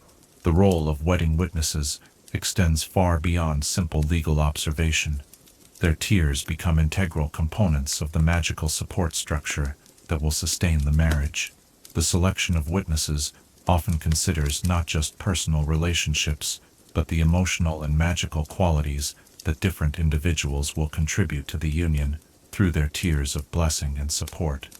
Extended family members whose tears carry the magic of generational continuity, close friends whose tears represent chosen kinship bonds, and mentors whose tears embody wisdom and guidance, all contribute distinct magical elements to the overall marriage enchantment. The careful orchestration of these various emotional contributions requires considerable planning and creates wedding ceremonies that function as complex magical workings rather than mere social celebrations. The traditional wedding feast serves multiple magical purposes beyond celebration, providing opportunities for additional tier magic to strengthen and elaborate the initial marriage bonds. The sharing of foods prepared by family members creates occasions for tears of gratitude and connection, while toasts and speeches often prompt tears of affection and blessing that add layers of protection and support to the primary union magic. The dancing that traditionally follows wizarding wedding ceremonies serves as a form of kinetic magic that helps distribute and integrate the emotional energy raised during the formal ceremony. Partners who dance while still moved by ceremony tears often experience temporary magical synchronization that foreshadows the deeper magical partnership they will develop throughout their marriage. The phenomenon of wedding echoes occurs when couples spontaneously re-experience the emotional intensity of their wedding ceremony during significant moments throughout their marriage. These echoes often trigger fresh tears that carry the same magical properties as the original union tears, allowing couples to renew and strengthen their magical bonds without requiring formal re-ceremony. Anniversary celebrations in wizarding culture focus specifically on recreating the emotional conditions that produced the original wedding tears. Couples learn to consciously access the feelings of love, hope, and commitment that moved them to tears on their wedding day, using these recreated emotions to refresh and enhance their magical partnership. The most successful magical marriages maintain this practice throughout their duration, treating anniversary tears as essential maintenance for their magical bond. The therapeutic applications of wedding tear magic have been explored by magical healers working with couples experiencing relationship difficulties. Analysis of preserved wedding tears can reveal the original magical patterns that created successful unions, providing roadmaps for healing damaged relationships and restoring magical compatibility between estranged partners. The study of historical wedding tears has revealed evolutionary changes in wizarding concepts of love and marriage. Earlier preserved specimens contain more formal, ritualized emotional patterns that reflect arranged marriages and family alliances, while more recent tears show the increasingly individualized and emotionally complex patterns associated with marriages based on romantic love and personal choice. Cross-cultural studies of wizarding wedding traditions have revealed universal elements that suggest fundamental magical principles underlying successful unions. Regardless of specific cultural practices, all effective wizarding marriages involve tears shed in authentic vulnerability, witnessed by supportive community, and preserved through ongoing ritual attention to the emotional and magical foundations of the partnership. The integration of Muggle-born partners into wizarding wedding traditions requires careful adaptation of tier magic practices to accommodate individuals who may lack the cultural background necessary to fully understand the magical significance of the ceremonies. Successful adaptations focus on emotional authenticity rather than technical knowledge, recognizing that genuine feeling can produce effective tier magic regardless of the participant's academic understanding of magical theory. The legal aspects of wizarding marriage derive their binding power from the magical effects created by union tiers, rather than from external authority. The magical signature created by authentic wedding tiers cannot be duplicated or falsified, making tier-based marriage bonds self-enforcing in ways that purely legal contracts cannot achieve. The dissolution of wizarding marriages involves specific procedures for neutralizing the magical effects of wedding tiers without causing magical or emotional damage to the former partners. These procedures require the voluntary cooperation of both parties and cannot be completed if either partner continues to maintain the emotional commitment that originally created their union magic. The role of wedding tiers in inheritance and family magic demonstrates the profound ways that marriage transforms magical practitioners at fundamental levels.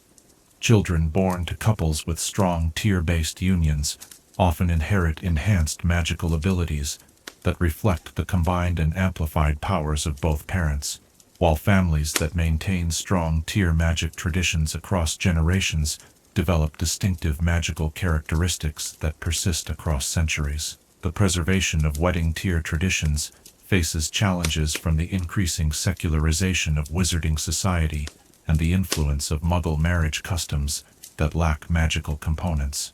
Contemporary efforts to maintain these traditions focus on education about the practical magical benefits of tier-based unions, rather than merely preserving historical customs for their own sake.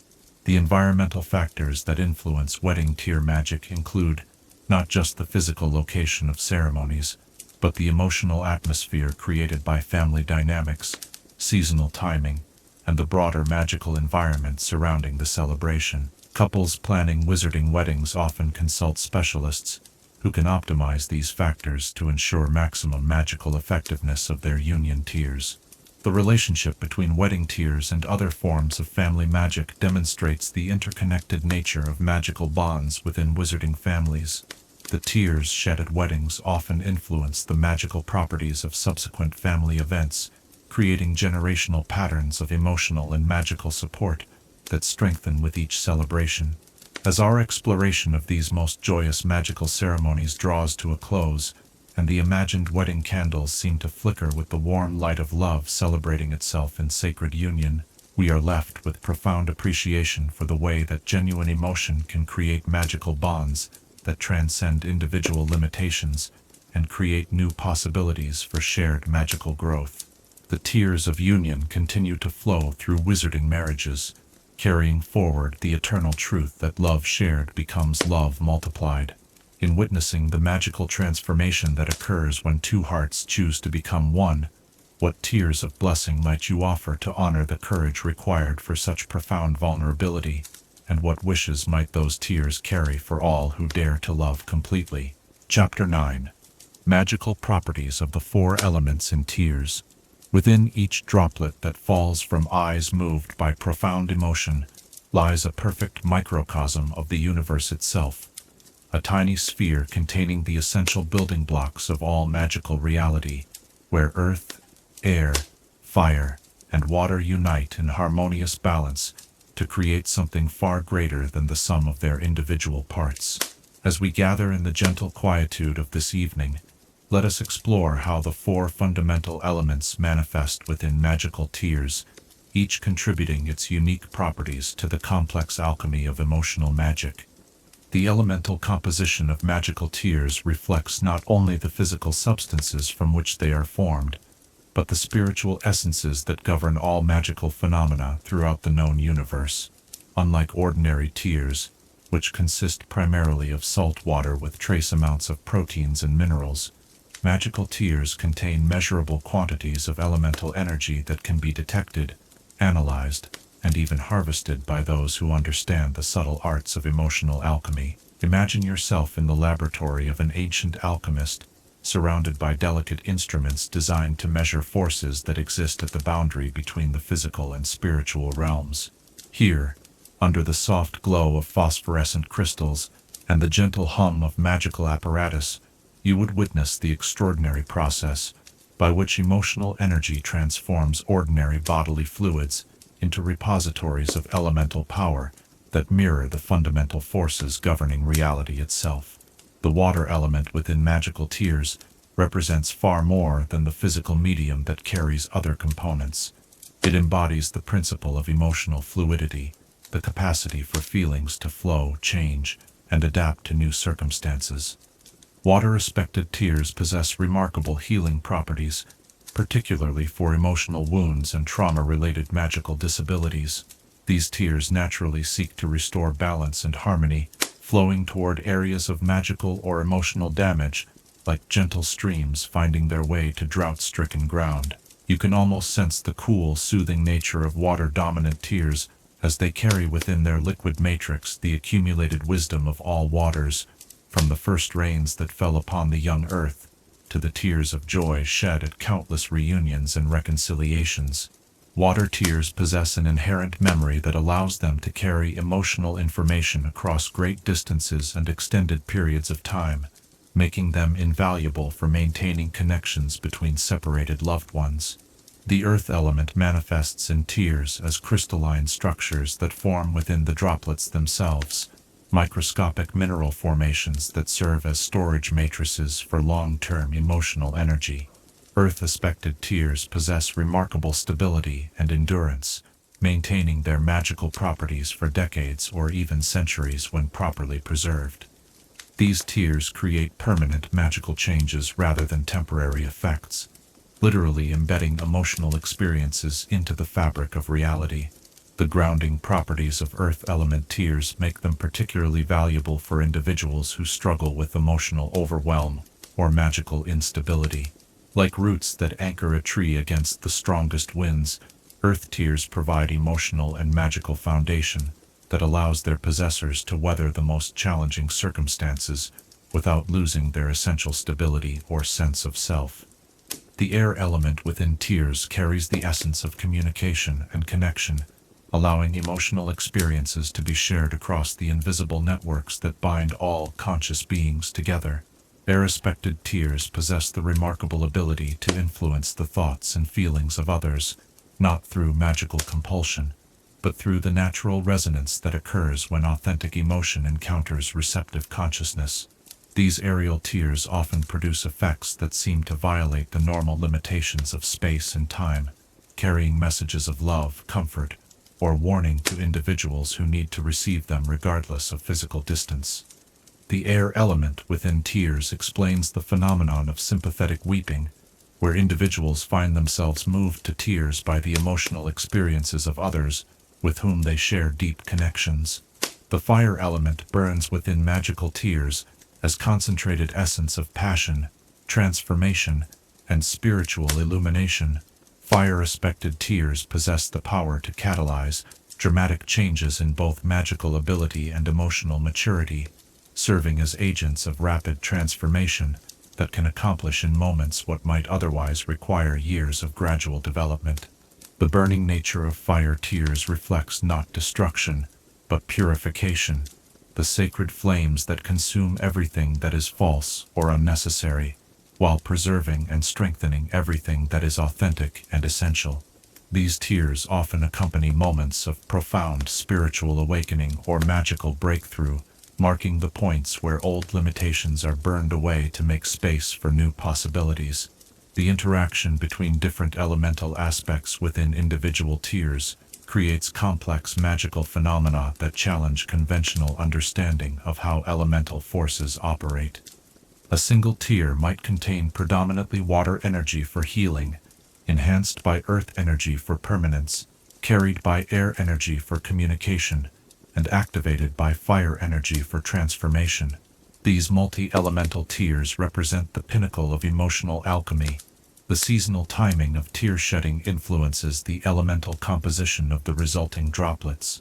Spring tears tend toward air and water combinations that support growth and renewal, while summer tears emphasize fire and earth elements that encourage manifestation and achievement.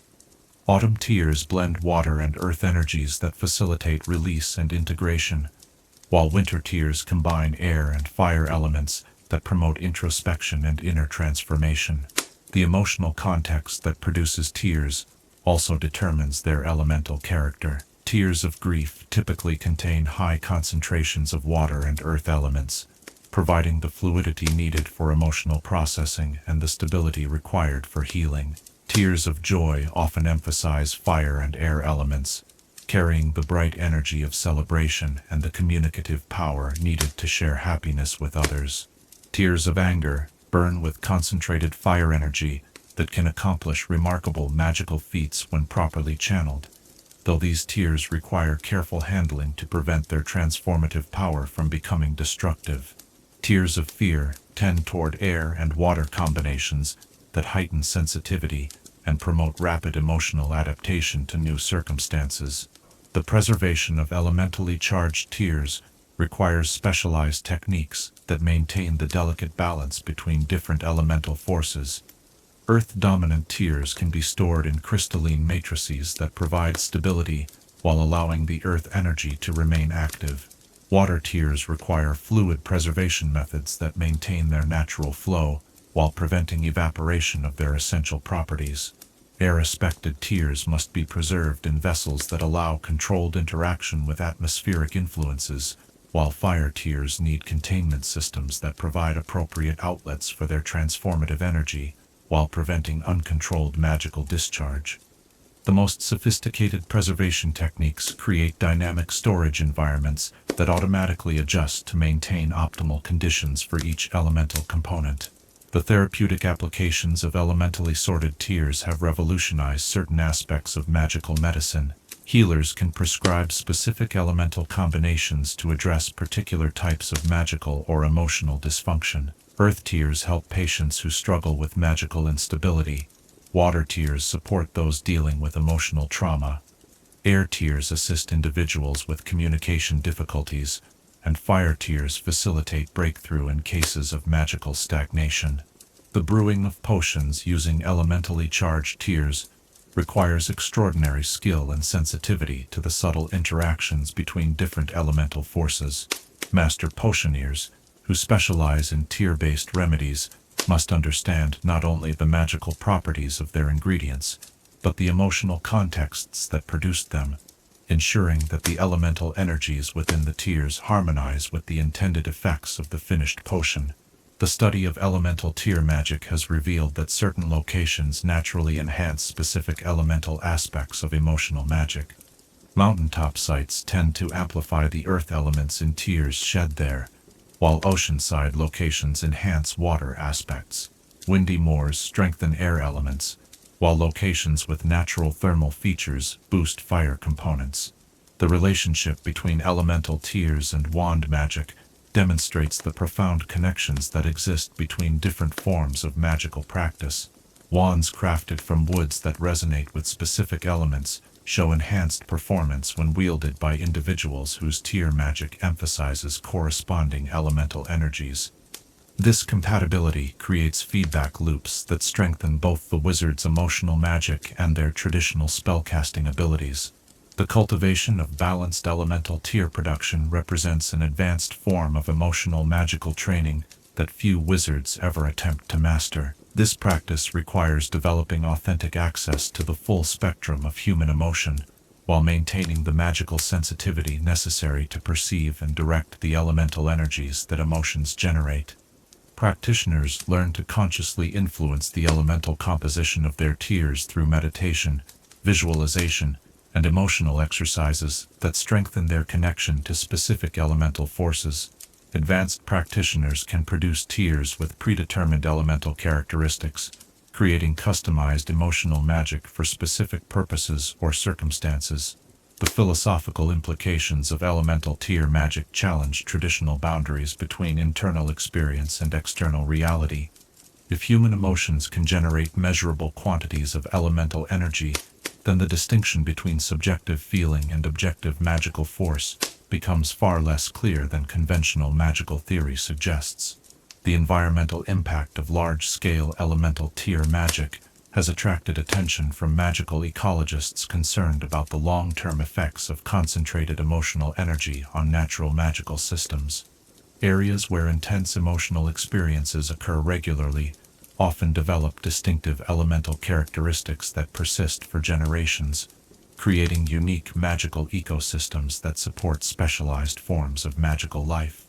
The international study of elemental tier magic has revealed significant cultural variations in the typical elemental patterns produced by different magical communities. These variations reflect not just individual differences, but collective emotional patterns that characterize entire cultures and influence their distinctive approaches to magical practice. The conservation of elemental tier archives requires ongoing research into preservation techniques that maintain the complex elemental balances within stored specimens, while preventing degradation or contamination from external elemental influences. These archives serve not only as research resources, but as repositories of emotional and elemental knowledge that could prove crucial for future magical development. The relationship between elemental tiers and magical creature behavior suggests that many non-human magical beings possess sophisticated sensitivity to elemental emotional energies. House elves, in particular, seem capable of detecting and responding to the elemental composition of human tiers, adjusting their magical assistance to complement the elemental energies their charges are producing. As our exploration of these fundamental magical forces draws to a close, and the imagined laboratory instruments seem to dim in the gathering quietude of contemplation, we are left with profound appreciation for the way that elemental forces manifest through the most intimate expressions of human feeling. Each tear we shed carries within it a perfect balance of earth, air, fire, and water, a tiny universe reflecting the greater cosmos of which we are all part. The elements that dance within our tears connect us not only to the fundamental forces that govern magical reality, but to every other conscious being who has ever wept, linking us through invisible threads of elemental sympathy to the vast web of feeling that encompasses all magical life. Which elemental force most strongly calls to your heart, and how might cultivating that elemental connection through mindful attention to your own tears enhance your understanding of both magic and your own deepest nature? Chapter 10. Historic Wizard-Muggle Relations Through Shared Grief. In the shadowed margins of recorded history, where the official chronicles of both magical and non-magical worlds maintain careful silence, there exist countless moments when the deepest human experiences transcended the artificial boundaries that separate wizard from muggle, revealing the fundamental truth that grief recognizes no distinction between magical and mundane hearts. As we settle into the contemplative stillness of this evening, let us explore how shared sorrow has served as a bridge between worlds, creating connections that endured even through the darkest periods of mutual suspicion and enforced separation. The tears of grief possess a unique quality that seems to strip away the superficial differences that normally divide communities, revealing the underlying humanity that connects all conscious beings regardless of their magical abilities or lack thereof. Throughout history, moments of profound loss have created opportunities for wizards and muggles to recognize their shared vulnerability, to discover that the pain of losing someone beloved feels identical, whether experienced by those who can move objects with their minds, or those who must rely entirely on physical effort. Imagine yourself standing in a medieval village during one of the terrible plagues that periodically swept across Europe, witnessing the extraordinary scenes that unfolded when magical and non-magical healers worked side by side in desperate attempts to save lives, without regard for the usual protocols that kept their communities separate. In such moments, when death stalked without discrimination, the tears of magical and muggle parents mourning their lost children created bonds of understanding that transcended centuries of mutual wariness. The magical properties of grief tiers create natural opportunities for connection across the Wizard-Muggle divide, because sorrow, unlike other emotions, carries within it a universal recognition factor that allows even non-magical individuals to sense and respond to the authentic pain of others. Muggles who lack any conscious awareness of magic often find themselves inexplicably drawn to comfort wizarding individuals whose grief has reached an intensity that breaks through normal magical concealment. You can almost feel the poignancy of such encounters as historical accounts describe Muggle strangers offering wordless comfort to disguised wizards whose magical grief had overwhelmed their ability to maintain proper secrecy. These spontaneous moments of human compassion created emotional bonds that often lasted lifetimes, establishing networks of mutual support that operated beneath the official policies of separation and concealment. The great disasters that periodically afflicted both magical and non-magical communities provided the most significant opportunities for shared grieving that transcended normal social boundaries. The Great Fire of London, which devastated both Wizard and Muggle districts, created circumstances where magical and non-magical firefighters worked together in desperate attempts to save lives and property. Their shared exhaustion and grief over what could not be saved, creating bonds that persisted long after the flames were extinguished. During such emergencies, the normal magical protocols that required wizards to conceal their abilities often gave way to more fundamental humanitarian imperatives. Magical healers found themselves treating Muggle victims alongside their own kind, while Muggle rescue workers unknowingly collaborated with disguised wizards whose enhanced abilities helped locate survivors in collapsed buildings or navigate through smoke-filled streets. The emotional aftermath of these joint responses created lasting relationships that required careful management by magical authorities, who understood that completely severing such bonds would cause additional trauma to both magical and non-magical individuals who had shared profound experiences of loss and mutual support. These relationships were often allowed to continue under careful observation, creating unofficial channels of communication between the separated worlds. The phenomenon of grief recognition occurs when individuals from different communities experience simultaneous or similar losses, creating emotional resonances that transcend normal social barriers. Historical records document numerous cases where wizarding families and nearby Muggle families, having lost loved ones to the same disaster or epidemic, found themselves drawn together by their shared pain in ways that bypassed normal community divisions. These grief-based connections often developed into long-term relationships that required both sides to navigate carefully between their loyalty to their respective communities and their genuine affection for individuals from the other world.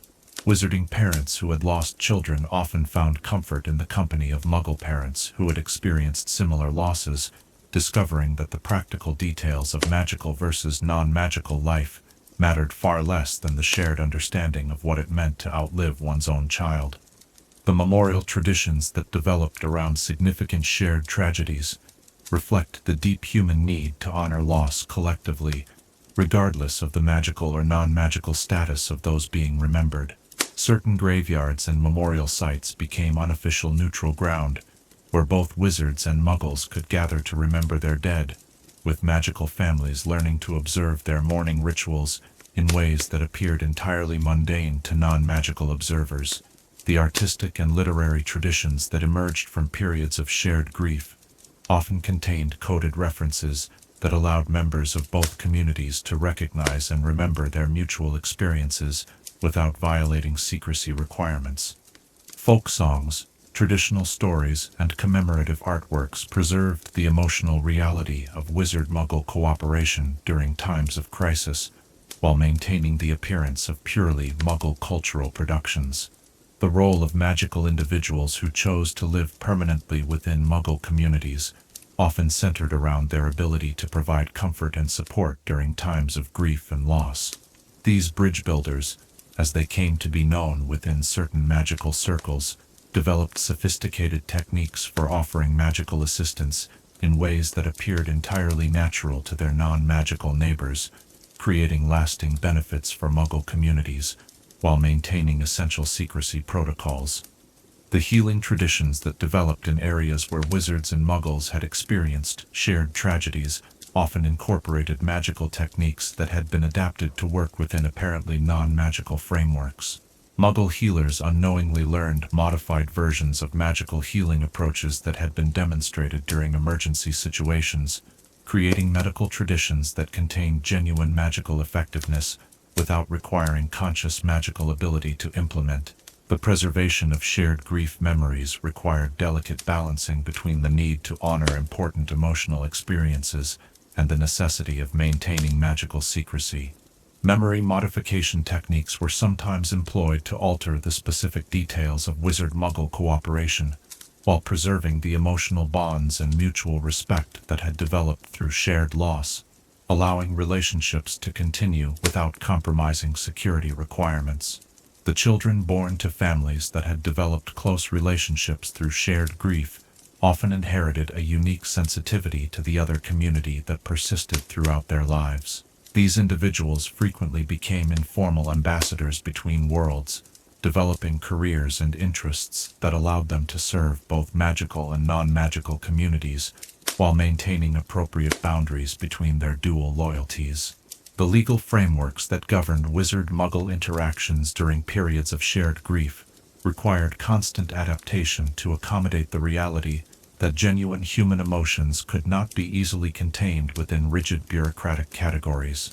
Special provisions were developed to allow for continued contact between individuals who had formed bonds during emergency situations, recognizing that completely severing such relationships could cause psychological damage that outweighed security concerns. The documentation of shared grief experiences presents ongoing challenges to magical historians who must balance the importance of preserving accurate records with the continuing need to maintain secrecy about magical involvement in historical events. These records often exist in carefully coded forms that require specialist training to interpret, preserving essential information while protecting both communities from the complications that full disclosure might create. The therapeutic value of Wizard-Muggle grief sharing has been recognized by progressive magical healers who understand that isolation from the broader human community can intensify the psychological effects of loss and trauma. Carefully supervised programs allow magical individuals dealing with severe grief to participate in Muggle support groups and memorial activities, providing access to the healing benefits of shared human experience while maintaining necessary secrecy. The influence of shared grief on the development of the International Statute of Secrecy reflects the lawmakers' recognition that complete separation between magical and non-magical communities was neither practical nor emotionally sustainable. The statute included provisions for emergency exceptions and humanitarian interventions that acknowledged the reality that true separation would require wizards to sacrifice essential aspects of their humanity. The underground networks that developed to support ongoing Wizard-Muggle relationships formed through shared grief created sophisticated systems for maintaining contact while avoiding detection by authorities on both sides who might view such relationships as security risks. These networks often operated for decades, providing crucial emotional support for individuals whose deepest relationships transcended the artificial boundaries imposed by their respective communities. The seasonal remembrance traditions that honor shared losses often involve both communities without explicit acknowledgement of their joint participation. Certain memorial holidays and commemorative events attract both magical and non-magical participants who gather to honor the same losses while maintaining the appearance of separate observances, creating moments of hidden unity that provide comfort to all involved. The impact of shared grief on individual magical development has been documented in cases where wizards who experienced significant losses alongside Muggle companions developed enhanced empathic abilities and improved emotional magic as a result of their exposure to purely human methods of processing grief and loss. These individuals often became more effective magical healers and counselors within their own communities. The role of shared grief in preventing larger conflicts between magical and non-magical communities cannot be overstated. The personal relationships formed through mutual support during times of loss created networks of understanding and goodwill that often prevented misunderstandings from escalating into serious confrontations, serving as informal peacekeeping mechanisms that operated at levels too personal for official diplomatic channels.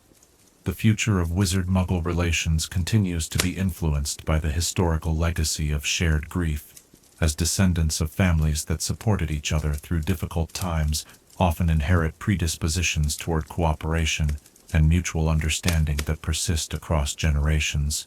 These inherited inclinations toward bridge building provide hope for eventual evolution toward more open and collaborative relationships between the magical and non-magical worlds. As our exploration of these hidden chapters of human connection draws to a close, and the imagined voices of those who found comfort across community boundaries seem to whisper their gratitude through the gentle evening air, we are left with profound appreciation for the way that shared sorrow can reveal the deeper unity that underlies apparent division. The tears shed together by Wizard and Muggle during humanity's darkest hours created bridges of understanding that continue to span the artificial chasms that official policies have tried to maintain. In recognizing the common humanity that grief reveals beneath all surface differences, what barriers in your own life might be dissolved by the simple act of sharing authentic sorrow with those you might normally consider different from yourself? Chapter 11. Magic of Ancient Ireland and the Banshee's Tears.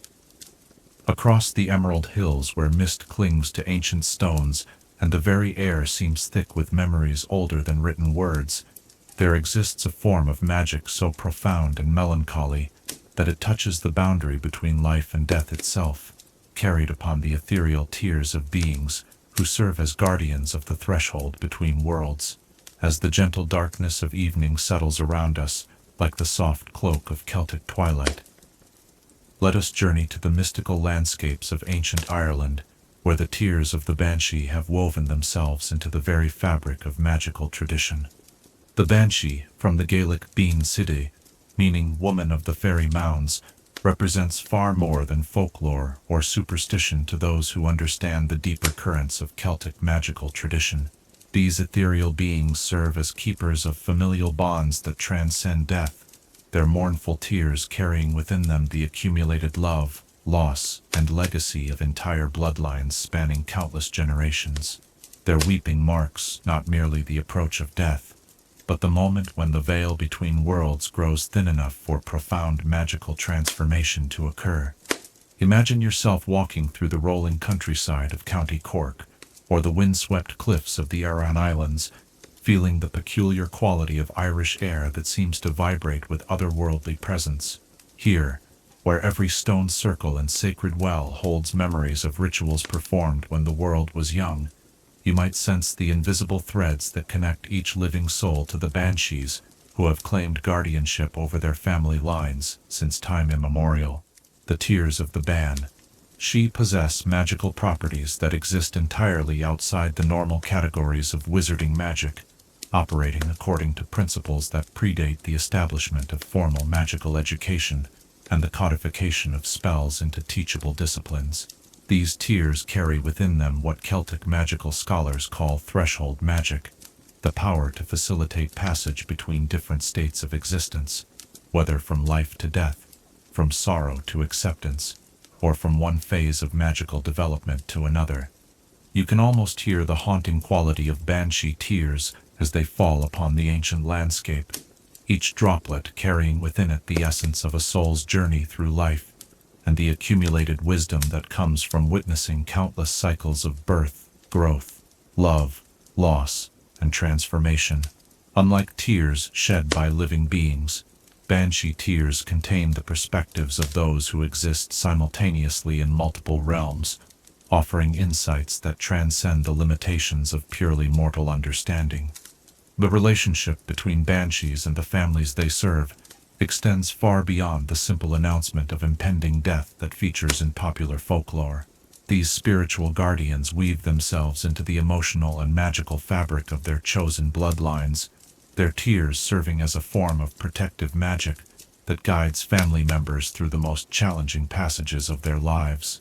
The Banshee's weeping creates what Irish magical tradition calls soul paths, invisible highways of emotional support that connect family members across great distances and even across the barrier between life and death.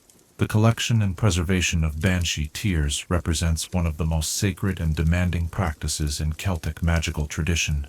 Only individuals who have been specifically chosen by the Banshees themselves can safely handle these otherworldly substances, and such selection often requires generations of faithful service to the old ways and deep understanding of the delicate balance between the world of the living and the realm of the dead.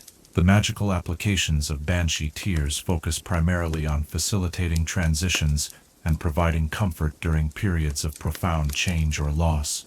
A single drop of authentic Banshee tears, when properly prepared and administered, can ease the passage of dying individuals, helping them release their attachments to earthly concerns and embrace the next phase of their existence with peace and dignity. These tears also possess remarkable power to comfort the bereaved, providing a form of emotional healing that addresses not just immediate grief, but the deeper spiritual wounds that loss can create. The prophecy aspect of Banshee tears extends far beyond simple prediction of death, encompassing a complex understanding of fate, choice, and the intricate patterns that connect individual lives to larger cosmic rhythms. The tears themselves serve as a kind of liquid oracle, their patterns and properties revealing information about the spiritual health of entire family lines and the challenges or opportunities that lie ahead for future generations. The seasonal timing of Banshee appearances and the tears they shed follows ancient Celtic calendars that divide the year according to spiritual, rather than purely astronomical principles. The tears shed during Samhain, when the veil between worlds is thinnest, possess enhanced prophetic properties and can influence magical phenomena for months afterward. Spring tears shed during the renewal of Beltane carry healing and regenerative powers that can restore damaged family bonds and revitalize weakened magical bloodlines. The geographical distribution of Banshee activity throughout Ireland reflects the deep connection between these beings and specific landscapes that have been shaped by centuries of human habitation and magical practice. Certain regions, particularly areas where ancient burial sites, stone circles, and sacred wells create networks of spiritual significance, serve as focal points for Banshee magic, where their tears possess enhanced power and their prophetic abilities operate with greater accuracy.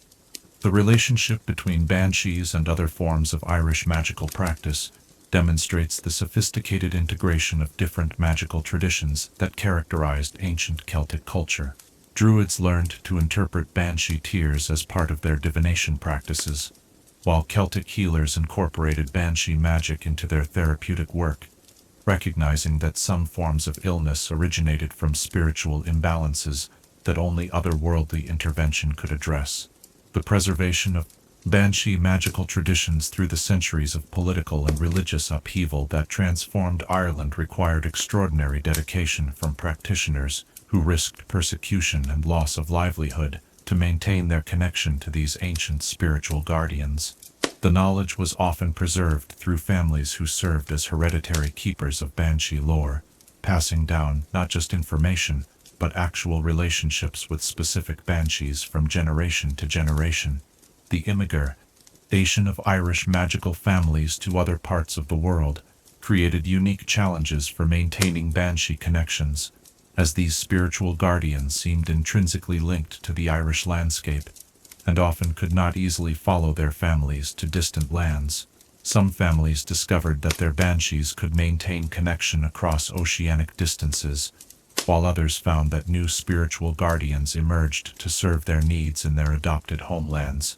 The influence of Banshee tears on Irish magical artifacts and locations has created a network of sacred sites throughout Ireland, where the accumulated power of otherworldly weeping has enhanced the natural magical properties of the landscape. Ancient castles, burial grounds, and religious sites often contain traces of Banshee magic that continue to influence magical phenomena centuries after the original tears were shed.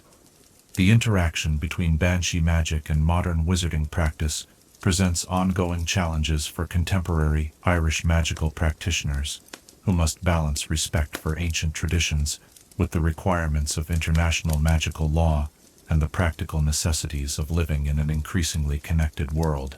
Some progressive practitioners have developed techniques for integrating Banshee wisdom into modern healing and counseling practices, while others maintain strictly traditional approaches that preserve ancient methods unchanged.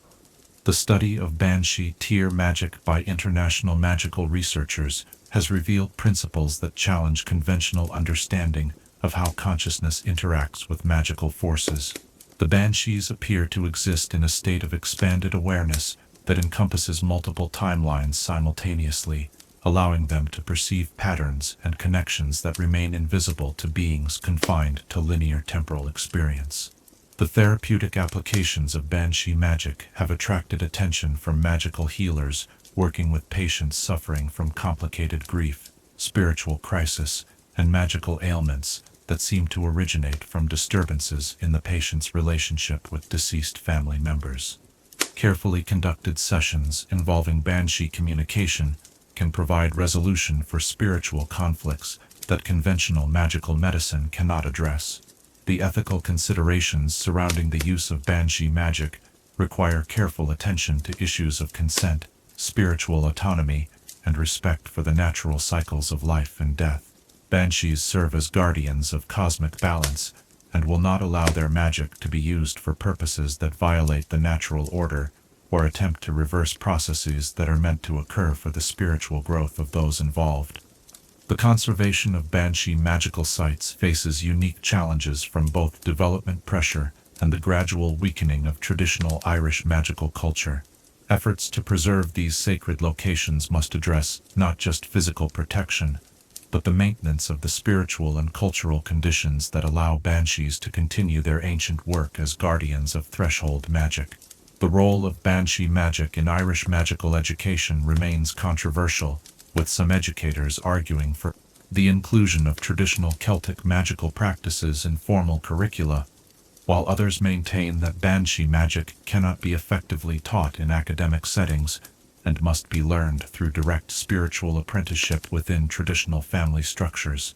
The relationship between Banshee tiers and weather magic reflects the deep connection that Celtic magical tradition maintains between emotional and atmospheric phenomena. Banshee weeping often precedes or accompanies significant weather changes, and their tiers seem to carry the power to influence local meteorological patterns in ways that support their spiritual work.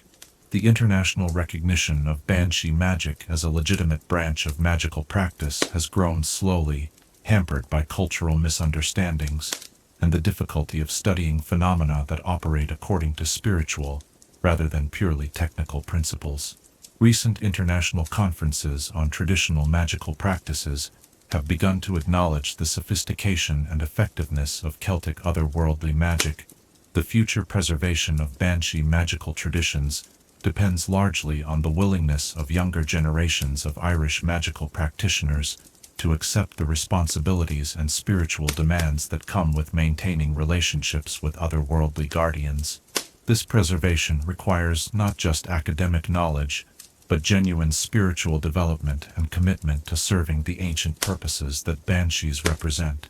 As our journey through the mist-shrouded landscapes of ancient Irish magic draws to a close, and the imagined voices of the Banshees seem to fade into the gentle whisper of evening wind through Celtic stones, we are left with profound respect for the spiritual guardians who continue to watch over their chosen families with tears that bridge the gap between mortal sorrow and cosmic wisdom. Their otherworldly weeping reminds us that death is not an ending but a transformation, and that love transcends the boundaries between worlds. In contemplating the eternal vigil of these spiritual guardians and the sacred tears they shed for those they protect, what aspects of your own family heritage might benefit from such otherworldly guidance, and how might opening your heart to such ancient wisdom transform your understanding of life's most profound transitions? Chapter 12. Development of Magical Cartography Through Tears of Discovery.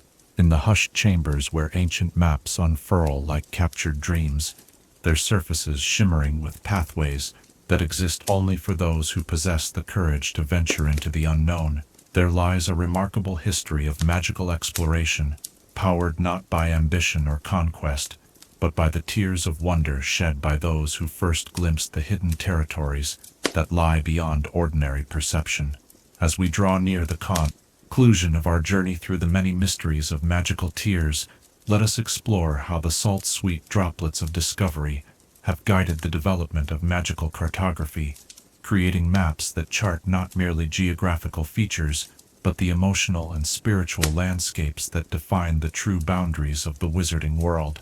The earliest magical maps were not drawn with ink upon parchment, but traced in tears upon surfaces that could hold and preserve the emotional resonance of discovery itself. When ancient wizarding explorers encountered locations of profound magical significance, hidden valleys where time moved differently, springs whose waters carried prophetic visions, forests where the trees whispered secrets in forgotten languages, their tears of awe and wonder created magical impressions that could be preserved and shared with others who sought to follow in their footsteps. Imagine yourself in the workroom of a medieval magical cartographer, surrounded by maps that seem to breathe with their own inner life, their boundaries shifting subtly as you watch, their hidden passages revealing themselves only to those who approach with the proper combination of knowledge and reverence. Here, in chambers filled with the accumulated wonder of centuries of exploration, you would discover the extraordinary techniques by which tears of discovery were transformed into navigational tools that could guide future generations of magical travelers. The fundamental principle underlying tier-based cartography rests upon the recognition that geographical space and emotional space are intimately connected within magical reality. Locations that evoke powerful emotional responses in their discoverers possess distinctive magical signatures that can be preserved within the tiers of those who first experience them. These emotional signatures serve as magical coordinates, more precise and reliable than any purely physical measurement system. You can almost sense the delicate process by which master cartographers learn to read the emotional geography contained within discovery tiers, recognizing the subtle differences between tears shed upon encountering natural magical phenomena and those produced by contact with human-created magical environments. Each type of discovery tier contains different navigational information, requiring specialized techniques for proper interpretation and preservation. The tears shed upon discovering new magical territories carry within them not just emotional responses to beauty or wonder, but complete sensory records of the discovered locations. Skilled cartographers can extract from preserved discovery tiers detailed information about climate, magical field strength, seasonal variations, and even the types of magical creatures that inhabit newly found regions. This information allows the creation of maps that provide far more complete pictures of distant territories than conventional surveying techniques could achieve. The development of preservational methods for discovery tiers required innovations in both magical theory and practical technique. Unlike other forms of emotional magic that dissipate quickly when separated from their source, discovery tiers contain what magical scholars call exploratory resonance, a self-sustaining magical charge that allows them to maintain their navigational properties indefinitely when properly stored. This discovery led to the creation of specialized crystalline vessels that could capture and preserve not just the tiers themselves, but the complete magical environment that produced them. The collective mapping projects undertaken by guilds of magical explorers created comprehensive archives of discovery, tiers that served as navigational databases for entire civilizations. These archives, stored in great libraries like those rumored to exist beneath Gringotts Bank and in the depths of Hogwarts itself, contain thousands of preserved discovery tiers organized according to geographical region, magical phenomena, and historical period of exploration. The interpretation of discovery tiers requires cartographers to possess not just technical knowledge, but extraordinary empathic sensitivity that allows them to experience vicariously the emotions and sensations of the original explorers. Master cartographers often describe their work as a form of emotional archaeology, uncovering layer by layer the feelings and perceptions that shaped how different individuals experienced the same locations across different time periods.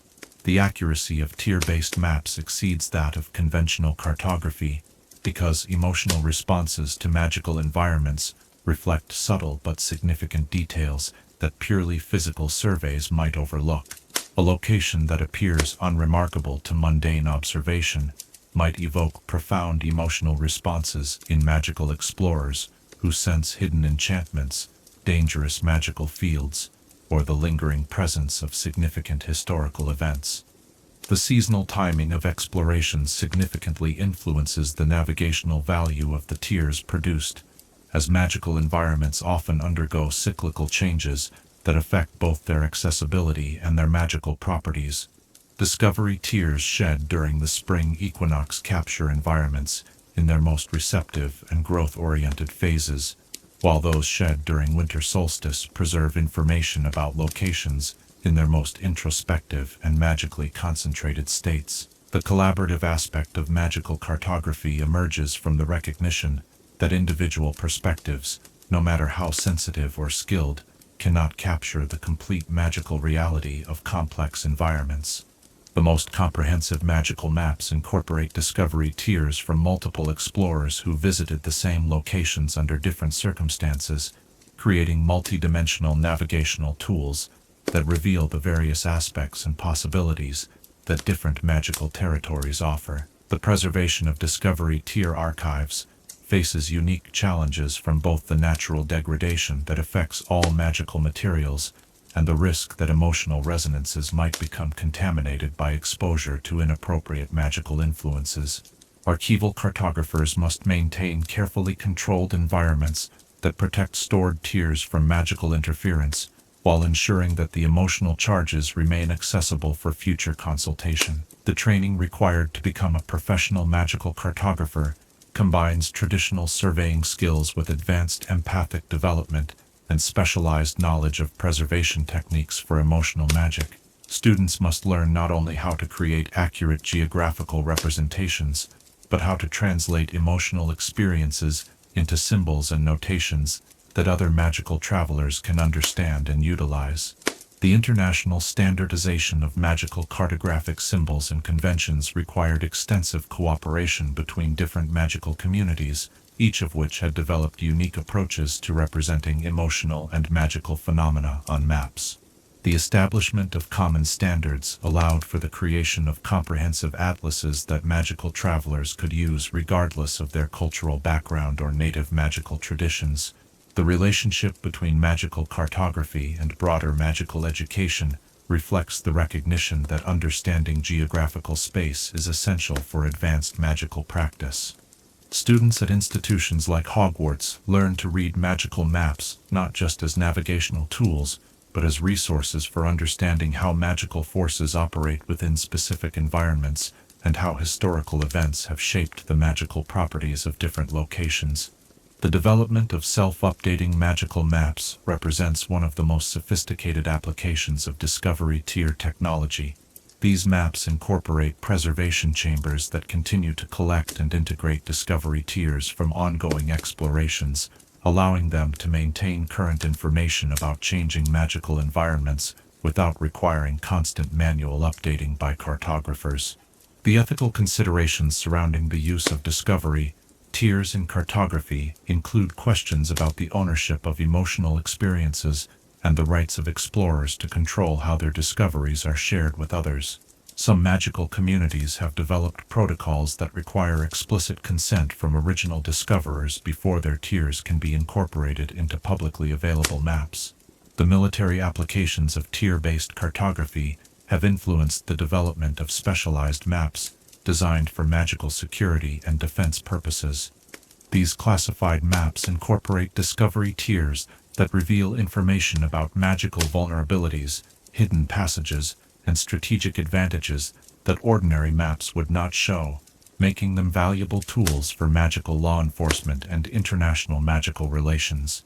The conservation efforts aimed at protecting significant magical sites often rely on tier-based cartography to document the complete magical characteristics of threatened environments. These conservation maps preserve not just geographical information, but the complete emotional and magical experiences that make particular locations worthy of protection, creating permanent records that can guide restoration efforts if sites are damaged or destroyed. The relationship between tier-based cartography and magical creature habitats has revealed important connections between emotional resonance and the distribution of magical wildlife. Many magical creatures appear to be drawn to locations that evoke strong emotional responses in human visitors, suggesting that the emotional qualities captured in Discovery tiers reflect broader magical properties that influence multiple forms of magical life. The therapeutic applications of magical cartography utilize Discovery tiers to create maps of emotionally significant locations that can support healing and personal development.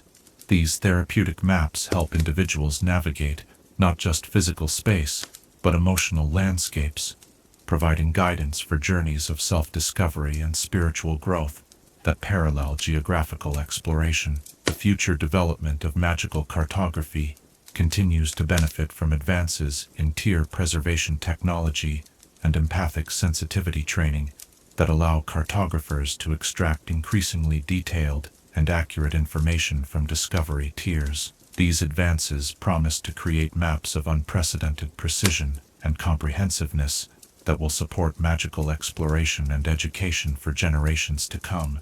The philosophical implications of tier-based cartography challenge conventional distinctions between objective and subjective reality, suggesting that emotional experiences may be more reliable guides to actual magical conditions than purely technical measurements. This recognition has influenced broader magical theory and contributed to the development of more holistic approaches to understanding magical phenomena. The legacy of magical cartography built upon Discovery tiers continues to influence how magical communities understand their relationship with the geographical environments they inhabit. These maps serve not just as practical tools, but as repositories of cultural memory that preserve the wonder and excitement of exploration for future generations who may never have the opportunity to make such discoveries themselves. As our exploration of the remarkable connections between tiers and the mapping of magical territories draws to its close, and the imagined maps around us seem to fold themselves back into the quiet darkness from which they emerged, we are left with profound appreciation for the way that wonder itself serves as a navigational tool capable of guiding us toward discoveries that expand not just our geographical knowledge, but our understanding of what it means to live in a world where magic and emotion interweave to create reality itself. The tiers of discovery continue to fall in magical territories yet unexplored, waiting to guide future generations of explorers toward wonders that have not yet been imagined. In the great adventure of magical exploration, emotion and geography unite to create maps that chart not just the external world, but the infinite territories that lie within the human heart itself. As you contemplate the vast unknown territories that surround us all, what discoveries might your own tiers of wonder help to map, and what hidden wonders might be waiting for someone with the courage to venture beyond the boundaries of the already known?